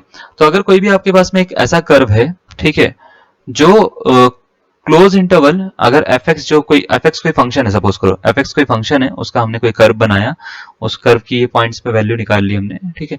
अगर मान लेते हैं एफ एक्स जो है वो कॉन्टिन्यूस है, एफ एक्स क्या है, कॉन्टिन्यूस है क्लोज इंटरवल ए बी में, पहली प्रॉपर्टी। दूसरी प्रॉपर्टी, अगर ये जो है if F x is differentiable, ये डिफरेंशिएबल है ओपन इंटरवल ए बी में, ठीक है। और तीसरी प्रॉपर्टी क्या होता है, ये तीसरी प्रॉपर्टी सेटिस्फाई करता है, मतलब रोलेस थ्योरम लगती ही तब है जब कोई भी फंक्शन ये तीन प्रॉपर्टी सेटिस्फाई कर ले। पहला, फंक्शन कॉन्टिन्यूस होना जरूरी है। दूसरा, फंक्शन डिफरेंशिएबल होना जरूरी है ओपन इंटरवल में। जो डिफरेंशिएबल फंक्शन होता है वो कॉन्टिन्यूस होता ही होता है, कॉन्टिन्यूस डिफरेंशिएबल नहीं होता, वो कन्वर्स टू नहीं होता, ठीक है। तो डिफरेंशिएबिलिटी अगर चेक हो रही है उसकी, तो कॉन्टिन्यूटी होगी, ठीक है ना। और अगर मान लेते हैं कि आपने एफ ए निकाला और एफ बी निकाला, वो दोनों बराबर आ गए, तो ये मतलब ये वाला पॉइंट और ये वाली वैल्यू, मतलब ये दोनों वैल्यूज क्या है, बराबर है फंक्शन की। तो इस फंक्शन में एक पॉइंट ऐसा जरूर होता है, अब वो बीच में हो, कहीं पर भी हो, कि जहां पे अगर मान लेते हैं सी पॉइंट है, अगर मैं फंक्शन का डेरिवेटिव करूं इस पॉइंट को रखकर, तो उसकी वैल्यू ऑलवेज कितनी आएगी, 0 आएगी। तो एफ डैश सी क्या आएगा, ऑलवेज 0 आएगा। तो इसको हम इस तरीके से पढ़ते हैं कि then there exist C belongs to A comma B such that, ठीक है, एफ डैश सी जो होगा वो ऑलवेज क्या होगा, 0 होगा। अब मीन वैल्यू थ्योरम जो होती है वो अलग होती है, रोलेस थ्योरम अलग होती है। मीन वैल्यू थ्योरम में क्या होता है कि एफ ए और एफ बी बराबर नहीं आता उस केस में, ठीक है। एफ ए और एफ बी क्या होता है, बराबर नहीं आता, तो उसमें क्या होता है, F B minus F A upon B minus A F dash X के इक्वल होता है उस केस में, एफ डैश सी के इक्वल होता है, मीन, ठीक है। तो वहां से डिफरेंशिएशन की डेफिनेशन हम अप्लाई करते हैं। अब इसमें देखो बोला गया है कि रोलेस थ्योरम सेटिस्फाई हो रही है, तो इसका मतलब ये होगा कि एक पॉइंट ऐसा जरूर होगा जहां पे इस फंक्शन का डेरिवेटिव 0 हो जाएगा। पहले तो इस फंक्शन का डेरिवेटिव करते हैं, फिर करेंगे बात, है ना। तो इसका डेरिवेटिव कैसे करेंगे, ई रेज टू पावर एक्स को छोड़ेंगे, साइन एक्स का करेंगे, साइन एक्स का क्या होता है, कॉस एक्स, ठीक है। फिर मतलब E raise to power X का हाँ छोड़ेंगे, फिर साइन एक्स का करेंगे कॉस एक्स, फिर माइनस साइन एक्स को छोड़ेंगे, e rest to power X का करेंगे, e rest to power X होता है, ठीक है, upon e rest to power X का होल स्क्वायर यानी e rest to power 2x हो गया। इसको रखेंगे 0 के बराबर। क्यों रखा, मेरी बात पता है क्यों रखा? हाँ जी, इसलिए रखा क्योंकि उसका डेरिवेटिव 0 होगा अकॉर्डिंग टू रोलिस थ्योरम, है ना। 0 होगा तो e rest to power X cos x minus sine X, e rest to power X मैंने कॉमन ले लिया, upon e rest to power X 2x, ठीक है, इक्वल टू 0 ऐसे बन रहा है। इसको उधर पहुंचाओ, इसको भी उधर पहुंचाओ। उधर पहुंचाने का मतलब ये है कि भाई e rest to power 2x जो होगा ये मतलब ऐसा फंक्शन है, ये 0 नहीं हो सकता। तो मतलब कहने का मतलब ये है cos x minus sine x ही तो 0 हो सकता है यहाँ पे, क्योंकि एक्सपोनेंशियल फंक्शन तो कभी भी 0 नहीं होता। तो अगर मैं इसको चाहूंगा भी, इसको मान लेते मैं इससे माइनस भी कर दूंगा, e rest to power minus X आएगा, तो माइनस एक्स भी आएगा, मतलब ऐसे समझिए, समझ लो e rest to power x है upon e rest to power 2x है। तो क्या मैं इसको e rest to power x minus 2x यानी e rest to power minus x लिख सकता हूँ? तो अगर मैं ऐसा लिख सकता हूँ तो हमारे पास में ये फंक्शन पता कैसे बनेगा, ये बनेगा ऐसा कुछ, मैं थोड़ा सा इसको और थोड़ा सा, ये ऐसा कुछ बनेगा, e rest to power minus X cos x minus sine X is equal to 0। अब मुझे पता है ये जो एक्सपोनेंशियल फंक्शन होता है ना, इसका ग्राफ कुछ इस तरीके से होता है, याद रखिएगा। e rest to power minus X का ग्राफ होता है ये कभी 0 पे टच ही नहीं करता, याद रखिएगा, टच ही नहीं करेगा, 0 के पास में जाएगा लेकिन 0 पे टच नहीं करेगा, ये बिल्कुल नहीं टच करेगा, ठीक है। तो ये टच ही नहीं करता यानी 0 पे जाता ही नहीं, तो ये 0 हो ही नहीं सकता। अब ये 0 नहीं हो सकता तो 0 कौन होगा, फिर cos x minus sine x 0 होगा, सही है ना, 0 होगा। इंटरवल क्या दे रखा है, 0 से पाई, तो 0 से पाई दे रखा है, तो इसका मतलब cos x बराबर sin x हो गया। अब cos x sin x के बराबर कब होता है, तो आप बोलेंगे सर पाई बाय 4 पे होता है, 45 डिग्री पे 1/√2 होते हैं दोनों के दोनों। तो ऑप्शन नंबर 20 का करेक्ट आंसर आ जाएगा। 3 पाई बाय 4 भी इसका आंसर हो सकता था अगर इंटरवल बढ़ा दिया जाता तो, ठीक है, इंटरवल कोई और दिया जाता तो 3 पाई बाय 4 भी इसका होता, लेकिन अभी जो सेटिस्फाई कर रहा है, अभी पाई बाय 4 सेटिस्फाई कर रहा है हर तरफ से कंडीशन को ना, तो cos x जो है वो sin x के बराबर क्या आ रहा है, पाई बाय 4 पे आ रहा है। अच्छा 3 बाय 4 पे भी वो बराबर नहीं होगा, उसमें भी इंटरवल का थोड़ा सा क्वाड्रेंट का रूल के हिसाब से वो पॉजिटिव नेगेटिव में डिवाइड हो जाता है। तो बचा कौन सा, ऑप्शन नंबर बी ही आ रहा है इसका करेक्ट आंसर। तो आई होप आपने ऑप्शन नंबर बी बनाया हो। अगर आपको ये थ्योरम नहीं आती तो हमने थ्योरम बगल में बता दी है, तो आपको ये समझ में आना चाहिए, ठीक है ना। इतनी ही है बस थ्योरम, कि अगर कोई फंक्शन कॉन्टिन्यूअस है, डिफरेंशिएबल है और ये सेटिस्फाई कर रहा है, तो एक पॉइंट ऐसा जरूर होगा इसमें, ये वाला, जहां पे फंक्शन की स्लोप 0 हो जाएगी। हाँ, बस फंक्शन का ग्रेडियंट जो होता है वो 0 हो जाएगा। ऑब्वियस सी बात है, एक्स एक्सिस के पैरेलल होगा ना, ये एक्स एक्सिस के पैरेलल होगा, तो बताओ स्लोप कितनी होगी। तो आप बोलेंगे सर ये थीटा जो है ना, ये 0 डिग्री का एंगल बना रहा है। अरे कोई लाइन ऐसे जा रही है तो 0 डिग्री का ही तो एंगल बना रही है, तो 0 डिग्री का एंगल बना रहा है, स्लोप 0, तो उस पॉइंट पे स्लोप 0। बस यही तो चीज बोली है उसने, रोले ने कुछ अलग नहीं बोला, वही चीज बोली है, बस आपको पढ़ने का तरीका पता होना चाहिए, ठीक है। नेक्स्ट देखो, नेक्स्ट आपको दे रखा है find the area bounded by the curve y is equals to mod x and axis of x between x is equals to -4 and x is equals to 2, ठीक है।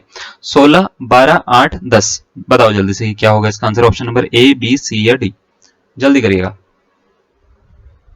देखो एक चीज अच्छी हुई है आपके साथ में, इसमें ना मैंने mod x का ग्राफ बता दिया है आपको कैसे बनता है, तो आप इसको सॉल्व कर सकते हो और सही सॉल्व करके आंसर बता सकते हो। तो सबसे पहला मेरा काम क्या रहेगा, सबसे पहला मेरा काम ये रहेगा कि मैं mod x का ग्राफ बनाऊंगा। यहाँ पे कैसे बनेगा, ऐसे बनेगा, फिर ऐसे बनेगा ठीक है। तो यहाँ पे फंक्शन होता है नेगेटिव, यहाँ पे फंक्शन होता है पॉजिटिव, ये जो x है ना ये दो वैल्यू लेता है। अब -4 और 2, तो -4 तो भैया यहाँ पे कहीं पे होगा दूर कहीं, ये होगा -4 x की जगह पे, है ना, x इज इक्वल टू -4, और 2 होगा यहाँ पे कहीं पे, x इज इक्वल टू 2, 2 थोड़ा सा पास में होगा ना, 4 ज्यादा दूर होगा, 2 पास में होगा। तो आपको एक्चुअल में एरिया निकालना है ये वाला, ये वाला, तो ये एरिया निकालना है, बताओ कैसे निकलेगा, है ना। ये वाली लाइन जो है ये है y is equal to x, ये वाली लाइन जो है y is equal to -x, ये वाली लाइन, ये वाली लाइन, बताओ कैसे निकलेगा। टाइम दिया मैंने आपको इसके लिए, 30 सेकंड का टाइम दे रहे हैं, ठीक है, 30 सेकंड में हो जाएगा आपसे। 45 ले लो, चलो 45 सेकंड का टाइम ले लो, बनाओ इसका आंसर, ठीक है। देखो इसमें आपको सबसे पहले तो लिमिट डिसाइड करनी है, जैसे ये 0 से 2 और 0 से -4, दो लिमिट है हमारे पास में, एक तो 0 से -4 से 0 है और एक है 0 से 2। -4 से 0 के बीच में अगर मेरे को ये वाला एरिया निकालना है तो ऑब्वियस सी बात है मेरे को इस लाइन का इंटीग्रेशन करना पड़ेगा, है ना, इस लाइन के लिए इंटीग्रेशन करना पड़ेगा, यानी इंटीग्रेशन ऐसे होगा, ठीक है। फिर मैं यहाँ पे रुक जाऊंगा, उसके बाद में मेरे को इस लाइन के अबाउट इंटीग्रेशन करना पड़ेगा, तब जाके मेरा आंसर निकलेगा। तो मैं क्या करने वाला हूं, मैं दोनों का इंटीग्रेशन करने वाला हूं बट अलग अलग लिमिट के लिए, ठीक है। तो पहले वाली लिमिट होगी मेरी -4 से 0, दूसरी वाली लिमिट होगी कौन सी, 0 से 2, ठीक है। तो एरिया ऐसे निकालेंगे हम, पहले तो लिखेंगे -4 से 0 और इसमें ये वाली लाइन होगी y dx। अगर आपको पता हो तो एरिया का फॉर्मूला अगर मैं एक्स एक्सिस के अबाउट मतलब शेड करता हूं तो वो होता है a से b y dx होता है ना। तो y dx का मतलब होता है एक्स एक्सिस के अबाउट शेड कर रहा हूं, यानी पॉइंट ऐसे ऊपर की तरफ जा रहे हैं, ये ऊपर की तरफ एक्सपेंड हो रहे हैं। तो एक्सपेंड हो रहे हैं तो एक लाइन क्रिएट कर रहे हैं वो रेक्टेंगुलर फॉर्म में, जो स्ट्रिप जो हम बोलते हैं ना वो क्रिएट कर रहे हैं, ठीक है। तो ये क्रिएट कर रहे हैं तो हम इसको क्या करेंगे फिर भाई, क्रिएट करवा देंगे, -x dx हो जाएगा प्लस इंटीग्रेशन 0 से 2 हो जाएगा, x dx हो जाएगा। अब इसमें माइनस को तो बाहर निकालो, x का कर लो, x का होता है x² 2। तो एक काम करता हूँ 2 को भी बाहर निकालता हूँ, -1/2 x² ऐसे लिखता हूँ मैं इसको। तो -4 से 0, फिर प्लस का 1/2 ऐसे लिखूंगा, x² यहाँ पे लिखूंगा, मतलब इसका भी तो x² 2 ही होगा, फिर 0 से 2 होगा। तो अब -1/2 को तो ऐसे छोड़ो, x² में पहले 0 रखूंगा तो 0 का स्क्वायर 0, -4 का स्क्वायर रखूंगा तो 4 चौक 16, तो माइनस का 16 बन जाएगा, है ना। माइनस माइनस प्लस का 16 बनेगा क्या, चलो कोई बात नहीं, 16 बन जाएगा, ठीक है, बाद में देख लेंगे वो। प्लस 1/2, 2 का स्क्वायर 4 हो जाएगा, फिर -0 हो जाएगा। अब इस 1/2 को अंदर मल्टीप्लाई करो, इसको भी अंदर मल्टीप्लाई कर दो, तो ये बन जाएगा 16/2, 8 हो गया, प्लस 4/2 2 हो गया, 8 और 2 हो गया 10, 10 है क्या किसी ऑप्शन में। ऑप्शन नंबर डी इसका करेक्ट आंसर आ रहा है। अगर आपका option number D correct answer आया तो यही बढ़िया है फिर आपके लिए। समझ में आ गया, कोई डाउट, समझ में पक्का, चलो नोट कर लो इसको अच्छे से ना, ठीक है। नेक्स्ट क्वेश्चन पे आ जाते हैं भाई। नेक्स्ट क्वेश्चन जो दे रखा है वो आपको दे रखा है अगेन इंटीग्रेशन का क्वेश्चन है भाई। इंटीग्रेशन का क्वेश्चन है, क्वेश्चन में बोल रखा है इंटीग्रेशन, अगर आपको दिख नहीं रहा तो मैं बता देता हूं, आपको दे रखा है कि an कोई है, वो है इंटीग्रेशन 0 से π/4 10⁻⁷ nx dx के बराबर। तो आपसे पूछा है कि a10 प्लस a8 की वैल्यू क्या होगी, ये बताओ कैसे करोगे। आपको देते हैं इसमें टाइम, 4 ऑप्शन दे रखे हैं, 1/8, 1/11, 1/9, 1/13। हरियाणा पीजीटी में आया था भैया, हरियाणा वालों का है ये क्वेश्चन भाई। क्या आंसर आएगा, option number A B C या डी, ठीक है। बनाना इसको मैं इसके लिए देता हूं आपको 70 सेकंड, 70 सेकंड का टाइम दे रहे हैं। सोचना भी है आपको क्योंकि इसके लिए ना ये कैसे करना है, अपने हिसाब से सोचिए, इसको बनाइए, एक आंसर अपने दिमाग में रखिए। ए एन एन देखो यहाँ पर है, मतलब अगर मेरे को a10 प्लस a8 निकालना है तो मैं एक्चुअल में n की जगह पे वो रखूंगा वहां पे, है ना। तो सबसे पहले तो मैं a10 ही निकालने की कोशिश कर लेता हूँ। इसका सॉल्यूशन अगर निकाल रहा हूँ तो ये होगा 0 से π/4, π/4 4, है ना। 10 की पावर 10x होगा dx। अब मुझे क्योंकि a8 निकालना है तो मैं इसको ब्रेक कर लेता हूँ सबसे अच्छा ना। तो मैं इसको a10 को कुछ इस तरीके से लिखता हूँ, 0 से π/4, है ना, और ऐसे लिख लेता हूँ 10 की power 8x into 10⁻²x dx। मेरी बात समझ में आ रही है क्यों कर रहा हूं मैं, क्योंकि मुझे a10 और a8 चाहिए, तो मैं इसको दो पार्ट में डिवाइड कर रहा हूँ, 8 और 10 दो पार्ट में डिवाइड कर रहा हूँ मैं इसको, ठीक है। अब देखो ये 10² x का तो इंटीग्रेशन हम कर नहीं सकते, लेकिन इसको हम इंटीग्रेशन करने के लिए थोड़ा बहुत मेहनत कर सकते हैं। मेहनत क्या कर सकते हैं, 0 से π/4 लिख सकते हैं हम इसको, 10⁻8x लिख सकते हैं हम, और 10² x को sec² x -1 कर सकते हैं हम, ठीक है, -1 dx। ये करा हमने, ठीक है। ये करने के बाद में आप देखो sec² x -1 को हम खोलेंगे 10⁸ के साथ में, तो a10 = आ गया 0 से π/4। एक बार इसके साथ में मल्टीप्लाई कर लेते हैं, एक बार इससे कर लेते हैं, तो ये हो जाएगा 10⁸8x into sec² x dx minus integration 0 से π/4 और -1, तो 10⁸8x हो जाएगा, ठीक है, dx हो जाएगा, ठीक है। ऐसा बन गया। अब ऐसा बनने के बाद में आपको करना क्या है, ऐसा बनने के बाद में इसको ध्यान से देखो जरा, ये जो दिख रहा है ना, देख पा रहे हो इसको, क्या है ये। तो आप बोलेंगे सर आपने ये लिखा तो है 10⁸8x, और 10⁸8x से मेरा मतलब ये है, अगर a10 को लिखा था तो क्या लिखा था, 10⁸10x लिखा था। 10⁸8x अगर लिखा हुआ है तो ये एक्चुअल में वैल्यू किसकी है, a8 की वैल्यू है ये। हाँ जी, तो यही तो आपको दिखाना था। तो a8 की वैल्यू है। अब इससे फायदा क्या होगा, इससे फायदा बहुत ज्यादा होगा हमारा। मतलब ये बहुत ही ज्यादा फायदे की चीज हमने लिख दी है, क्योंकि हम इसको उठा के इधर लेके जाएंगे और हमारा आंसर बनने की कगार पे आ जाएगा, क्योंकि ये A8 और A10 की वैल्यू होगी। क्या बात सही है? तो अगर मैं A8 और A10 का सम निकालना चाहता हूं तो वो ये है ना। तो अगर मैंने इस इंटीग्रेशन को सॉल्व कर दिया तो मेरा आंसर आ जाएगा, इसका मतलब ये होता है। अब इसको सॉल्व करना हमारे बच्चों का खेल है। बच्चों का खेल क्यों है? मैं इसको टी मान लेता हूँ ना, 10x इजिकल्स टू टी मान लो। 10x का derivative sec square X dx बराबर किसके? dt के।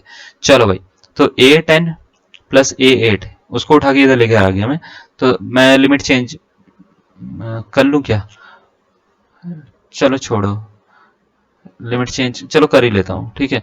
तो लिमिट चेंज करूंगा तो t इज इक्वल टू, सबसे पहले मैं x की वैल्यू 0 रखूंगा तो t इज इक्वल टू 0 आ जाएगा।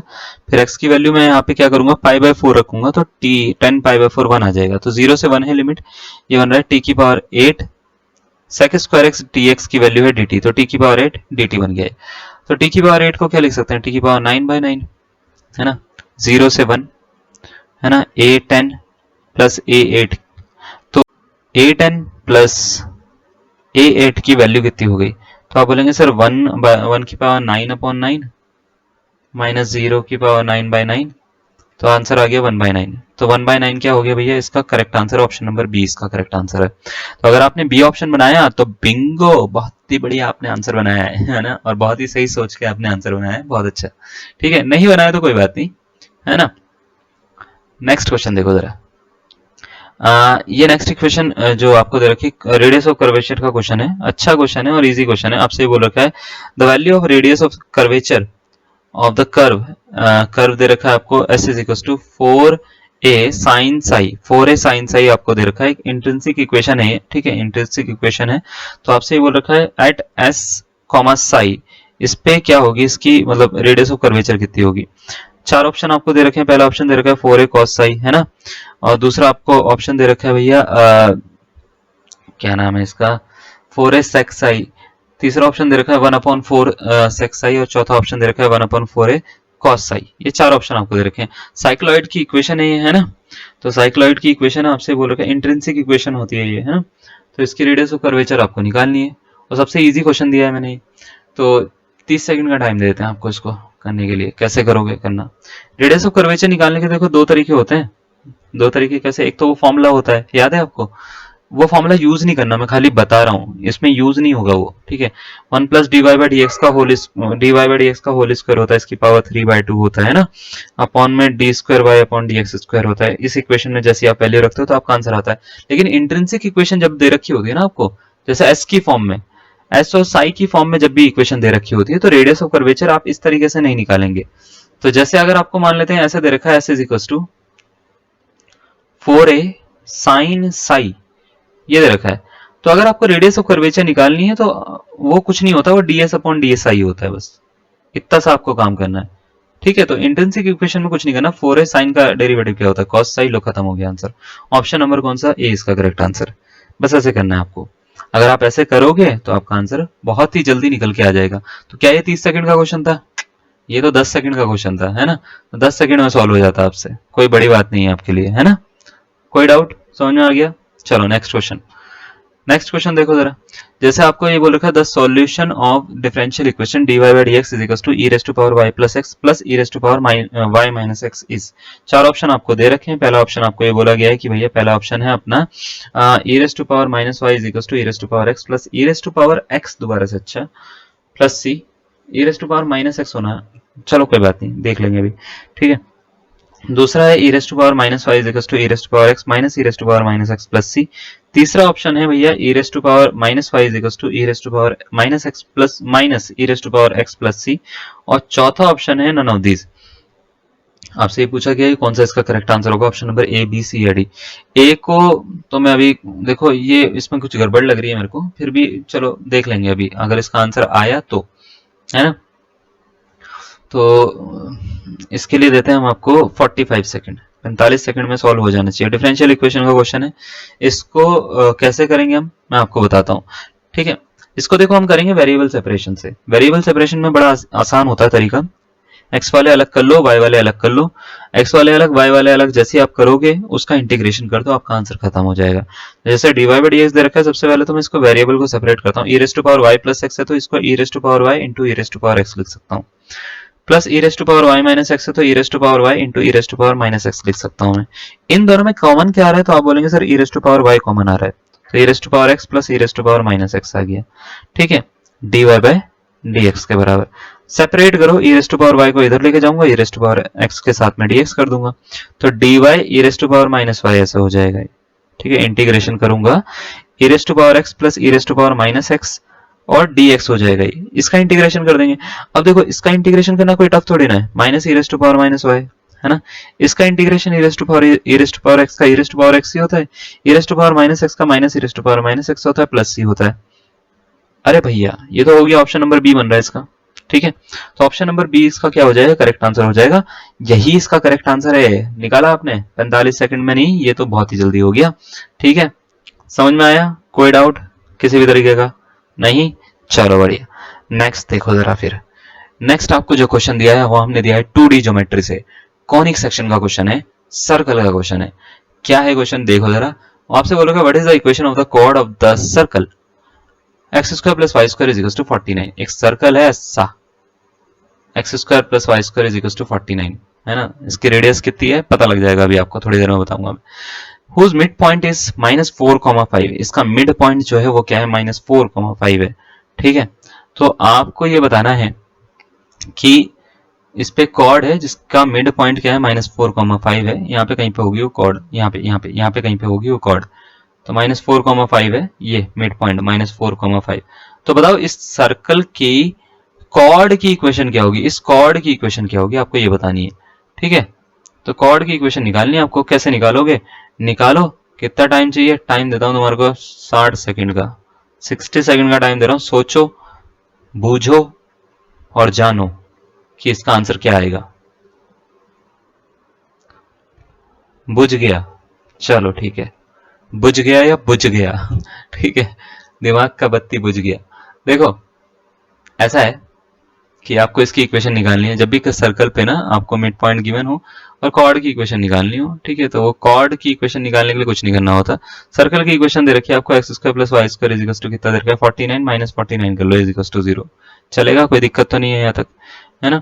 तो अगर आपको मान लेते हैं इसके कॉर्ड की इक्वेशन निकालनी, तो कॉर्ड एक तरह की लाइन होती है ना, तो लाइन की इक्वेशन को हम एक्चुअल में कैसे करते हैं, सर्कल की इक्वेशन को एक कर्व कंसीडर कर लेते हैं, कर्व है ये X square plus Y square minus 49 है ना, इज इक्वल टू 49, बस इक्वल टू 0 का सिंबल हटा देते हैं।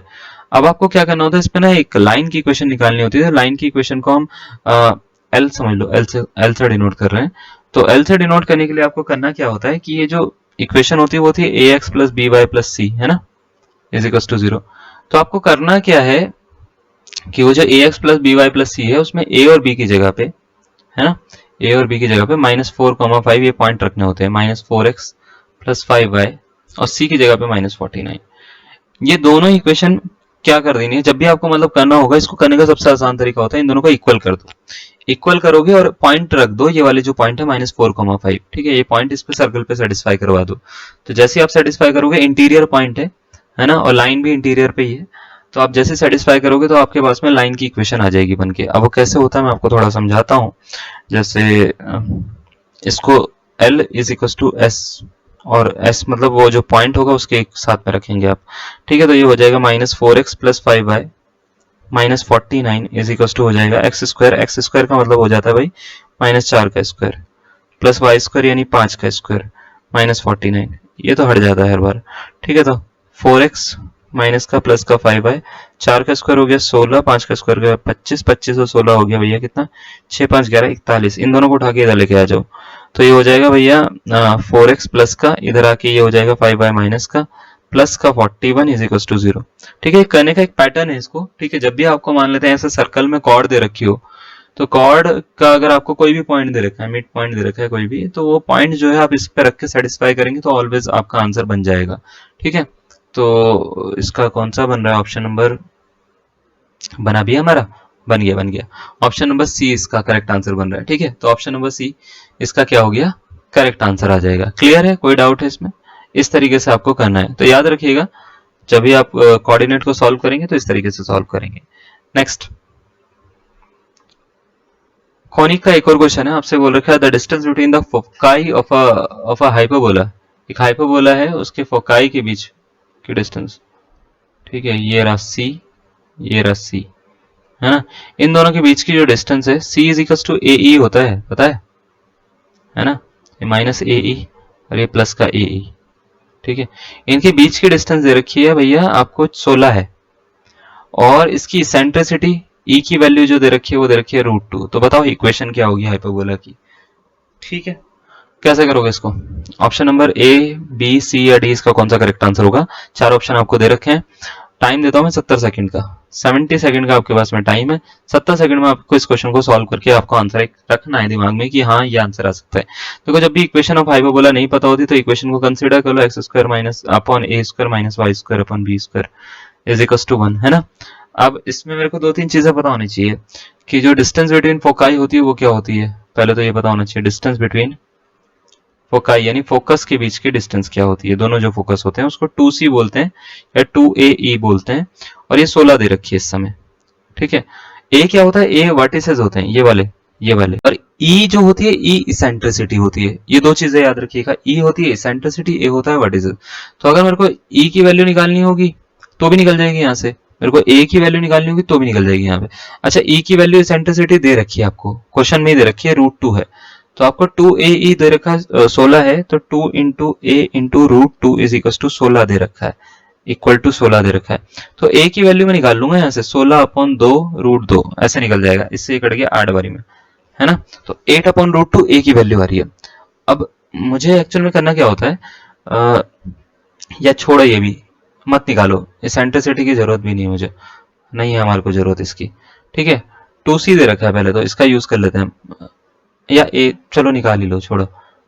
ए की वैल्यू कितनी निकली 8 अपॉन √2, मैं वापस लेकर आ देता हूँ उसको ना, ठीक है। 8 अपॉन √2 थी, ज्यादा पीछे हो गया, ठीक है, √2, तो ये हो गया 8 अपॉन √2, ठीक है। ए की वैल्यू निकल गई, तो अब आपको ये पता होना चाहिए सी स्क्वायर जो होता है वो ए स्क्वायर प्लस बी स्क्वायर के बराबर होता है इसमें हाइपरबोला की इक्वेशन में। सी मतलब फोकस, ए मतलब ये वाला, बी मतलब निकालने वाला सेकंड वाला, है ना। तो सी की वैल्यू 8 निकलेगी, अगर आप देख पा रहे हो तो देखो ये 2C इज इक्वल टू 16 है, तो सी की वैल्यू 8 है, तो 8 का स्क्वायर बराबर हो गया 8 का स्क्वायर अपॉन √2 का स्क्वायर, है ना, plus B square.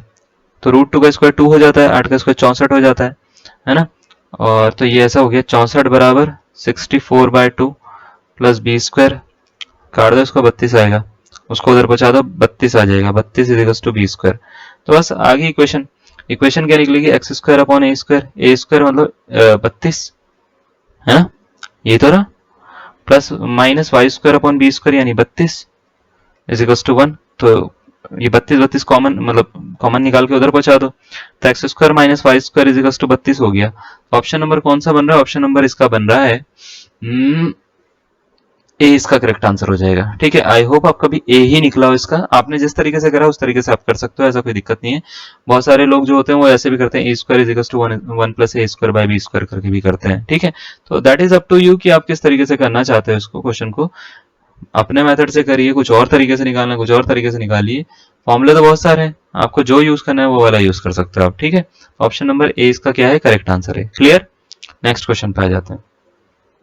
Next question आपको दे रखा है कहां से, कोन से, ठीक है। 3D का ही क्वेश्चन है, आपसे बोल रखा है if the cone 2x square plus lambda Y square minus 5z square is equal to 0 has 3 mutually perpendicular tangent planes, then lambda is equal to, lambda की वैल्यू क्या होगी आपसे पूछ लिया गया है, ठीक है। लैम्डा की वैल्यू क्या होगी, इसके लिए वैसे एक थ्योरम सेटिस्फाई होती है, मैं आपको अभी बताऊंगा, थ्योरम नहीं मतलब एक रूल सेटिस्फाई होता है, आपको अभी बताता हूँ, पहले आप अपना दिमाग लगा लीजिए, आपने कितना पढ़ा है इसको आपका पता लग जाएगा, ठीक है। ऑप्शन नंबर ए आएगा, बी आएगा, सी आएगा, डी आएगा। 70 सेकंड का टाइम देते हैं हम आपको करने के लिए।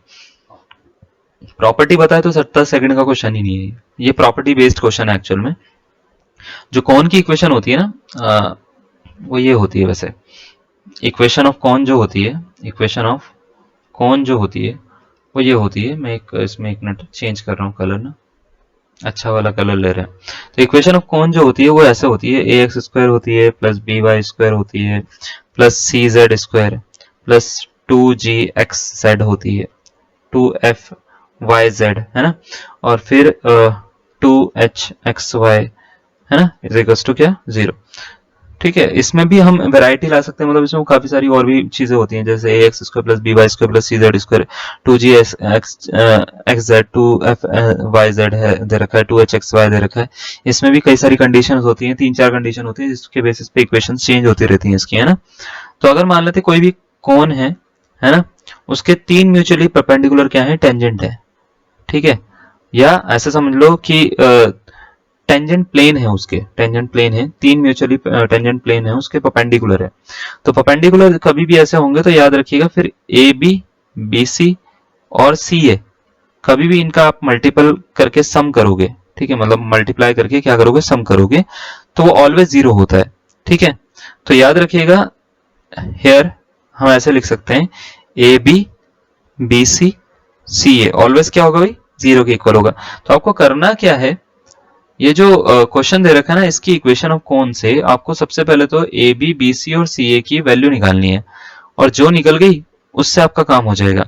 तो ए की जगह पे देखो जरा 2 है, बी की जगह पे लैम्डा, तो 2 into lambda plus lambda into minus का 5 plus C minus 5 into A 2 is equal to क्या होना चाहिए, 0 के। तो ये हो गया 2 lambda minus 5 lambda minus 10 is equal to 0।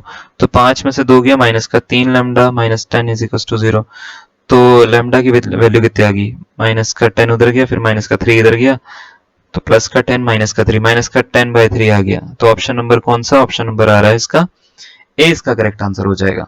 ठीक है, तो आई होप आपका भी ए ऑप्शन बन रहा हो, है ना। बनेगा तभी जब आपको मतलब बेसिक्स पता होंगे, नहीं पता होंगे तो नहीं बनेगा। फिर आपके लिए क्वेश्चन जो है ना, ये मतलब छोड़ने वाला क्वेश्चन हो जाएगा कि आपको छोड़ना ही पड़ेगा इसको। नेक्स्ट जो है वो स्फेयर से आपको क्वेश्चन दे रखा है, मैं आपको क्वेश्चन पढ़ के सुना देता हूँ क्या है। आपसे बोल रखा है sphere x square plus Y square plus z square is equal to 9, ये तो सेंटर से पास हो रहा है। ठीक है, cut by the plane x plus y plus z is equals to 3, the radius of circle so formed is। मैं एक चीज आपको बताता हूँ, बहुत अच्छे काम की चीज है। स्फेयर मतलब आपको, जैसे स्फेयर होती है एक 3D फिगर, है ना, 3D फिगर है एक तरह की ना, जैसे मान लेते हैं आपने बॉल देखी होगी, फुटबॉल देखी होगी, वो स्फेरिकल फॉर्म है ना।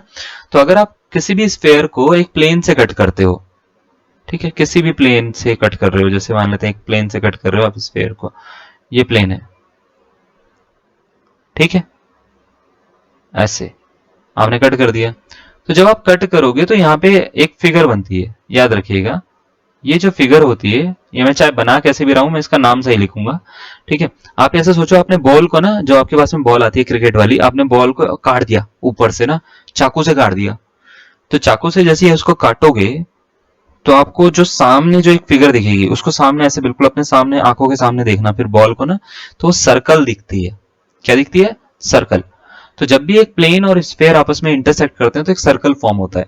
ऐसी अगर मान लेते हैं एक स्फेयर और दूसरा स्फेयर आपस में फॉर्म कर, मतलब इंटरसेक्ट कर रहे हैं एक दूसरे पे, तो याद रखिएगा तो भी सर्कल ही बनता है, कुछ इलिप्स वगैरह नहीं बनता, सर्कल ही बनता है। तो दो स्फेयर का इंटरसेक्शन हो तो भी सर्कल ही बनता है, एक स्फेयर और एक प्लेन का इंटरसेक्शन हो तो भी सर्कल ही बनता है। मैं इस क्वेश्चन को करने के लिए पहले आपको टाइम दे देता हूँ, इसको करने के लिए मैं आपको दे रहा हूँ 70 सेकंड। 70 सेकंड में आपको इसको क्वेश्चन को सॉल्व करना। मैं तो क्योंकि बोलता रहूंगा, फिर आपको, आप सुनोगे, फिर आप अपने हिसाब से आंसर निकालोगे। ठीक है, तो देखो इसको करना कैसे होता है, मैं आपको थोड़ा समझाता हूँ कि अगर मेरे को इस सर्कल की रेडियस निकालनी है, ये होती है इस सर्कल की रेडियस स्मॉल आर, तो भाई मुझे इसको क्या करना होता है, एक्चुअल में दो चीजें चाहिए होती हैं इसको निकालने के लिए। दो चीजें कौन कौन सी, एक तो एक कैपिटल आर, कैपिटल आर मतलब रेडियस ऑफ स्फेयर, अगर आपको पता है तो अच्छी बात है, नहीं पता तो कोई बात नहीं। या तो ये डिस्टेंस चाहिए होती है, यहां से लेके यहां तक की डिस्टेंस, इसको बोलते हैं distance of a point from a plane, एक प्लेन की एक पॉइंट से डिस्टेंस। तो उसके लिए एक फॉर्मूला होता है, अगर आपको पता हो तो, ये होता है ax1 plus by1 plus cz1 plus d upon में अंडर रूट में a square plus B square plus C square. तो अगर आपको किसी पॉइंट की किसी प्लेन से डिस्टेंस निकालनी है, 2D में ये लाइन का फॉर्मूला होता है ना, तो लाइंस पॉइंट की लाइन से डिस्टेंस निकालनी है तो बस एक कोऑर्डिनेट हटा देते हैं, उसमें से a square plus B square आ जाता है उसमें, है ना। तो ये फॉर्मूला आप लगा के सबसे पहले तो आप डिस्टेंस निकालोगे। अब ये पॉइंट, ये प्लेन कहां से, मतलब प्लेन कह रहा हूँ, स्फेयर कहां से पास हो रहा है, तो इसका सेंटर 0 0 0 है। कभी भी अगर मान लेते हैं सर्कल की इक्वेशन है, तो सर्कल की equation x square plus Y square is equal to R square होती है। स्क्वायर की equation x square plus Y square is equal to R square अगर ऐसे लिखी हुई है तो उसका सेंटर 0 होता है, याद रखिएगा। तो यहाँ पे तो दे रखा है 9 का स्क्वायर यानी 3 का स्क्वायर है ना, तो इसका सेंटर जो है वो 0 0 0 है और इसकी रेडियस कितनी है, इसकी रेडियस 3 है। क्या मेरी बात समझ में आ रही है मैं क्या बोल रहा हूँ? इसकी रेडियस कितनी है, 3 है। क्लियर? ओके, अब देख लो ये 3 है। मुझे अगर ये मिल जाए तो मैं पाइथागोरस थ्योरम लगा के ये निकाल पाऊंगा ना, सही है ना। तो मेरा काम बस इतना ही है कि मेरे को डी निकालना है किसी भी तरीके से। अगर ये मेरा डी निकल गया तो जिंदगी में सब कुछ निकल जाएगा मेरा, है ना। अब देखो, तो देखो इसको करने के लिए क्या करूंगा, ये प्लेन की इक्वेशन, ये जो दे रखा ना a x b y c z d, ये प्लेन की इक्वेशन है जिसमें हमने ये x1 y1 z1 पॉइंट डाले हैं। तो ये होते हैं x1 y1 z1 x1 y1 z1, ये पॉइंट होते हैं। तो प्लेन की इक्वेशन जो दे रखी है यहाँ पे, वो दे रखी है x plus y plus z is equal to 3 है, तो माइनस 3 इज इक्वल टू 0 कर दे रहा हूं मैं। देखो ठीक है, तो मेरे को मिल गया ना ए बी सी डी सब मिल गया ना, यहाँ पे मिल गया। उठा के डालूंगा और आंसर निकाल दूंगा। तो देखो सबसे पहले तो मैं क्या करूंगा, डी इज इक्वल टू मैं सबसे पहले निकालता हूँ सॉल्यूशन में, इसमें डिस्टेंस डी जो हो जाएगा वो हो जाएगा ए एक्स वन मतलब 1 इंटू ए मतलब 1 1 मतलब इसके बगल में क्या नंबर लिखा हुआ है, तो 1 है, ठीक है। तो 1 इंटू एक्स वन का मतलब क्या हो गया भाई, एक्स वन का मतलब हो गया 0, ठीक है, plus 1 into y one plus 1 into z one plus d upon में a square plus B square plus C square 1 square plus 1 square plus 1 square, ठीक है, ये आ गया। तो इसको मॉड में है तो ये भैया 3 अपॉन रूट 3 बन रहा है, तो रूट 3 हो गया इसका आंसर डी। तो डी आ गया, आर 3 है ना। आर कितना है, आर कितना है 3 है। तो मुझे स्मॉल आर निकालना है, तो इसमें पाइथागोरस हम लगा सकता हूँ। स्मॉल आर का स्क्वायर जो होता है वो कैपिटल आर का स्क्वायर माइनस डी का स्क्वायर के इक्वल होगा, है ना। स्क्वायर, चलो रूट लगा दिया मैंने वहां पे, ठीक है। तो इसके इक्वल होगा रूट, मैंने यहाँ पे लगा दिया, तो यहाँ से स्क्वायर हटा दूंगा मैं, तो ये हो जाएगा अंडर रूट में आर का स्क्वायर यानी 3 का स्क्वायर माइनस रूट 3 का स्क्वायर, है ना। तो 3 का स्क्वायर 9 होता है, रूट 3 का स्क्वायर 3 होता है, 9 में से 3 गया तो मिल गया भैया 6, अंडर रूट में 6 आ रहा है। ऑप्शन नंबर कौन सा, 20 का करेक्ट आंसर आ जाएगा। तो 20 का करेक्ट आंसर है ऑप्शन नंबर। अगर आपने भी यही बनाया तो बहुत बढ़िया। क्लियर है, 20 से ऊपर हमने क्वेश्चन कर लिए हैं अभी तक।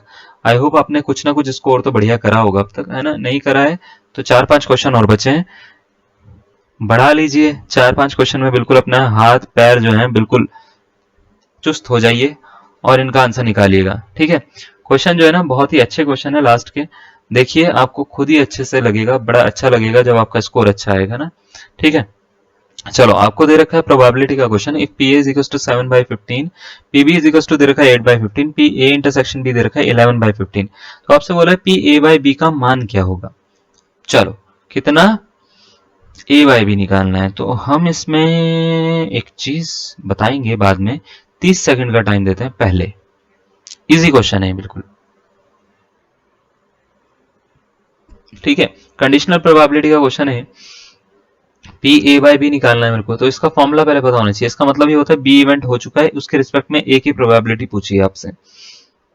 तो probability of the event A when B has already occurred, इसका मतलब ये होता है। तो कभी भी ये निकालनी हो तो ये होता है, इसका फॉर्मूला होता है P A intersection B upon में पी बी।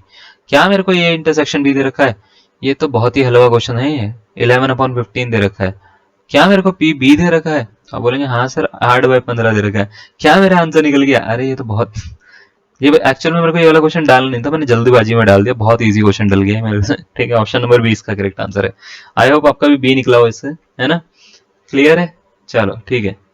नेक्स्ट क्वेश्चन देखो, नेक्स्ट क्वेश्चन दे रखा है for a symmetrical frequency distribution we have. चलो 4 ऑप्शन आपको दे रखे हैं, आपको mean greater than mode is greater than median, दूसरा दे रखा mean less than mode less than median, चौथा दे रखा mean equal to mode equal to median, पांचवा दे रखा mean is equal to 1 by mode is equal to 1/2 mean plus median. बताओ कौन सा इसका करेक्ट आंसर होगा। ये तो भैया ऐसा क्वेश्चन है कि आपको थोड़ा सा मतलब बेसिक भी पता है तो हो जाएगा। 10 सेकंड का टाइम दे रहा हूं मैं आपको, 10 सेकंड में आपसे हो जाना चाहिए ये क्वेश्चन। देखो ऐसा होता है कि जब भी हम मीन मॉड और मीडियन का ग्राफ बनाते हैं तो एक ऐसा बेल कर्व बनता है। बेल कर्व जो होता है इसको हम बोलते हैं सिमेट्रिक डिस्ट्रीब्यूशन कर्व भी बोलते हैं। ये 3 तरह का होता है, एक तो ऐसा होता है, एक ऐसा होता है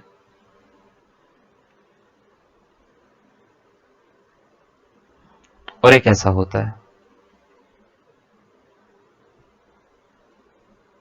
ठीक है, ये 3 तरह का होता है।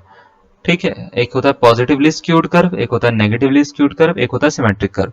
जब भी आपके पास में पॉजिटिवली स्क्यूड कर्व होता है तो ये जो सबसे बड़ी मतलब ये जो सबसे बड़ा जो आपको दिख रहा है ना, ये जो सबसे बड़ा जो नंबर है इसको बोलते हैं मॉड। सबसे बड़ी जो ऑब्जर्वेशन या सबसे ज्यादा जो फ्रीक्वेंसी के साथ में ऑब्जर्वेशन आ रही है उसको मॉड बोलते हैं। सेकंड बीच में जो आता है वो मीडियन आता है, थर्ड होता है मीन। तो याद रखिएगा जो सबसे लास्ट में आ रहा है, एक्स एक्सिस पे सबसे लास्ट में आ रहा है तो सबसे ज्यादा बड़ा होता है, तो मीन बड़ा, मीडियन छोटा, मॉड सबसे छोटा।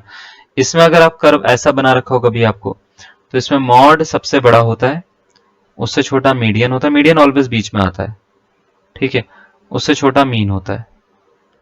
लेकिन अगर सिमेट्रिक डिस्ट्रीब्यूशन कर्व है, क्योंकि हमारे से अभी सिमेट्रिक डिस्ट्रीब्यूशन कर्व की बात कर रहे हैं, तो याद रखिएगा इसका मॉड, मीन और मीडियन सेम आता है। तो जब भी हम हमारे पास में कोई सिमेट्रिक डिस्ट्रीब्यूशन कर्व होगा, तो याद रखिएगा इसका मॉड, मीडियन और मीन जो होता है वो तीनों क्या होते हैं, बराबर होते हैं। इन कर्व को एक नाम से जानते हैं, इसको कर्व को क्या बोलते हैं, बेल कर्व बोलते हैं। हम इसको क्या बोलते हैं, बेल कर्व। तो ये बेल कर्व जो होता है 3 तरह का, पॉजिटिवली स्क्यूड, नेगेटिवली स्क्यूड और सिमेट्रिक डिस्ट्रीब्यूशन कर्व। तो अभी सिमेट्रिक डिस्ट्रीब्यूशन कर्व में जो होता है वो ये वाला सेटिस्फाई करेगा, यानी ऑप्शन नंबर सी इसका क्या होता है, करेक्ट आंसर होता है। Clear? Next question, and I guess this is the second last question. तो इसके बाद में 25 क्वेश्चन पूरे हो जाएंगे। ये है 24वां क्वेश्चन।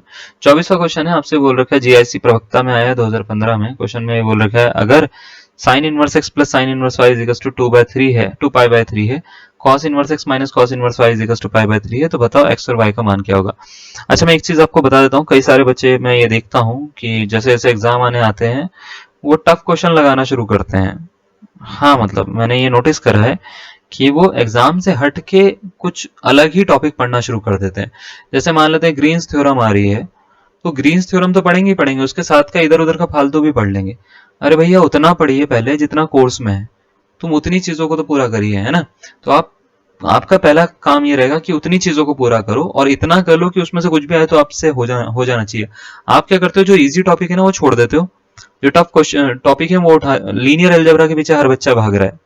लीनियर अलजेब्रा से 1 से 2 क्वेश्चन, मुश्किल से 1 क्वेश्चन आएगा, हर बार 1 क्वेश्चन आया, 2 क्वेश्चन आ जाएगा, चलो मान लेते हैं तुम्हारी किस्मत अच्छी हुई तो। 2 क्वेश्चन के लिए तुम बाकी चीजें कर ही नहीं रहे हो, तो वो चीज मत करिएगा, है ना। तो कोशिश ये करिएगा, मतलब मैं लीनियर अलजेब्रा खाली मैं मतलब बोलने के लिए ले रहा हूँ, न्यूमेरिकल एनालिसिस हो गया जैसे, ये टॉपिक जो है ये आपका टाइम लेते हैं, और इनसे एक एक क्वेश्चन आ रहे हैं। अब एक एक क्वेश्चन आ रहे हैं, पहले आप इनको निपटाने से पहले आप पहले बाकी चीजें निपटाइए, फिर न्यूमेरिकल भी निपटाइए, छोड़िएगा किसी को मत, लेकिन न्यूमेरिकल निपटाइए, लेकिन उसके चक्कर में आप इजी चीजें जो है उसको मत छोड़िएगा कभी भी, कहने का मतलब ये है, ठीक है। तो इसको क्वेश्चन को करने के लिए आपको दे रहे हैं 45 सेकंड, 45 सेकंड दे रहे हैं, करिए इसको। Sine inverse x plus sine inverse y 2π/3 के बराबर है, cos inverse x minus cos inverse y π/3 के बराबर है, तो x और y की वैल्यू बताओ। देखो, इसको करने का बड़ा इजी तरीका है, आपने निकाल लिया होगा इसमें से एक आंसर है इसका। मैं बताता हूँ तरीका क्या है। तरीका यह है कि sine inverse x plus sine inverse y की वैल्यू दे रखी है आपको, है ना। हमको cos inverse x minus cos inverse y की वैल्यू दे रखी है π/4। तो अगर इसको मेरे को सॉल्व करना है तो मैं सबसे पहले तो एक फॉर्मूला मेरे को पता होना चाहिए कि साइन इनवर्स x अगर मेरे पास में दे रखा है तो इसको मैं ना π/2 माइनस कॉस इनवर्स x लिख सकता हूँ। बस इतना से ही काम चाहिए मेरे को, इतना से ही चीज चाहिए आपसे ना। इतना अगर आपको पता है तो ये क्वेश्चन सॉल्व हो गया।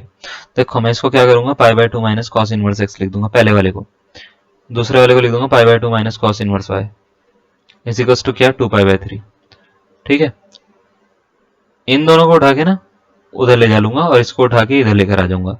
ठीक है, तो उधर लेकर जैसे ही गया तो ये दोनों हो गए प्लस के। ठीक है, तो प्लस के हो गए तो ये हो गया cos inverse x plus cos inverse y, है ना, ये दोनों प्लस के हो गए। और ये हो गया π/2 प्लस π/2 माइनस 2π/3, वो 2π/3 इधर आके माइनस का हो गया। तो जैसे हुआ π/2 पाई हो जाता है, तो ये हो गया 3π माइनस 2π/3 π/3 हो गया।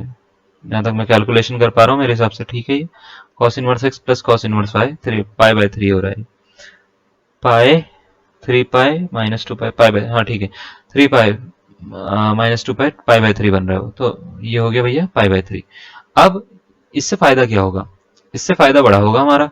इससे फायदा ये होगा कि आपके पास में cos inverse x plus cos inverse y आ गया, कितना आया π/3। cos inverse x minus cos inverse y तो पहले से ही दे रखा है, ये भी कितना है पाई बाय 3। लो भैया एलिमिनेशन मेथड लगाओ, काट दो तो ये cos inverse x 2 cos inverse x हो गया, 2 टाइम्स ऑफ पाई बाय 3 आ रहा है, हटाओ इसको भी। ठीक है, तो x की वैल्यू कितनी होगी, cos पाई बाय 3 होगी। cos पाई बाय 3 की वैल्यू, पाई बाय 3 मतलब 60 डिग्री, 60 डिग्री मतलब 1/2। ओके, x की वैल्यू आ गई, अब y की निकालते हैं। ठीक है, तो y की वैल्यू निकालने के लिए x की वैल्यू यहाँ पे डाल दूंगा या यहाँ पे डाल दूंगा, कहीं भी डाल दूंगा। तो मैं यहाँ पे डाल देता हूँ, पहले वाले में cos inverse x plus cos inverse y is equals to pi by 3 है, तो ये हो गया cos इनवर्स x की जगह पे पाई बाय, वैसे तो 1/2 डाल दो चलो, cos inverse y is equals to pi by 3। तो x की जगह पे 1/2 डाला तो ये पाई बाय 3 बन गया ना, है ना, plus cos inverse y is equals to pi by 3। इससे इसको काट दो, 0 आ गया, है ना। तो y की वैल्यू कितनी आ गई, y की cos 0, और cos 0 क्या होता है, 1 होता है। तो x की वैल्यू आ गई भैया 1/2, y की वैल्यू कितनी आ गई, 1 आ गई। कोई ऑप्शन है क्या, ऑप्शन नंबर सी इसका करेक्ट आंसर आ रहा है। तो अगर आपने ये बनाया तो बहुत ही बढ़िया, नहीं बनाया तो देखो क्या गड़बड़ हुई आपसे, है ना। मेरे हिसाब से ये करेक्ट आंसर है। कोई डाउट है यहाँ पे, तो चलिए एक लास्ट क्वेश्चन आपको दे देते हैं। क्वेश्चन है भैया ये न्यूमेरिकल एनालिसिस का, ओके, एलटी में आ रखा है 2020 में, और इसको हमने सॉल्व करवा दिया अपनी न्यूमेरिकल एनालिसिस वाली वीडियो में, है ना। इसका आंसर दे चुके हैं हम, तो अगर आपने नहीं देखी तो उसको आप जाके देख लीजिएगा। हम इसका आंसर अभी डिस्कस कर रहे हैं। टाइम देंगे इसको करने के लिए हम 30 सेकंड का, क्योंकि एक तरह का रिजल्ट है, आपको याद रहेगा तो ज्यादा अच्छी बात है। ये रिजल्ट याद कर लीजिएगा, ये रिजल्ट है एक तरह का। आपसे बोला गया था कि e की power -1 is equal to 1 minus delta होता है। इनमें से कौन सा करेक्ट है, आपसे ये बोल रखा है। e की पावर e जो होता है वो 1 प्लस डेल्टा होता है, e की पावर -1 1 प्लस डेल्टा होता है, नन ऑफ दिस, इनमें से कुछ नहीं होता। 4 ऑप्शन आपको दे रखे हैं। पहले तो आपको ये पता होना चाहिए e होता क्या है, डेल्टा क्या होता है ना। बैकवर्ड ऑपरेटर बोलते हैं हम इसको, ठीक है।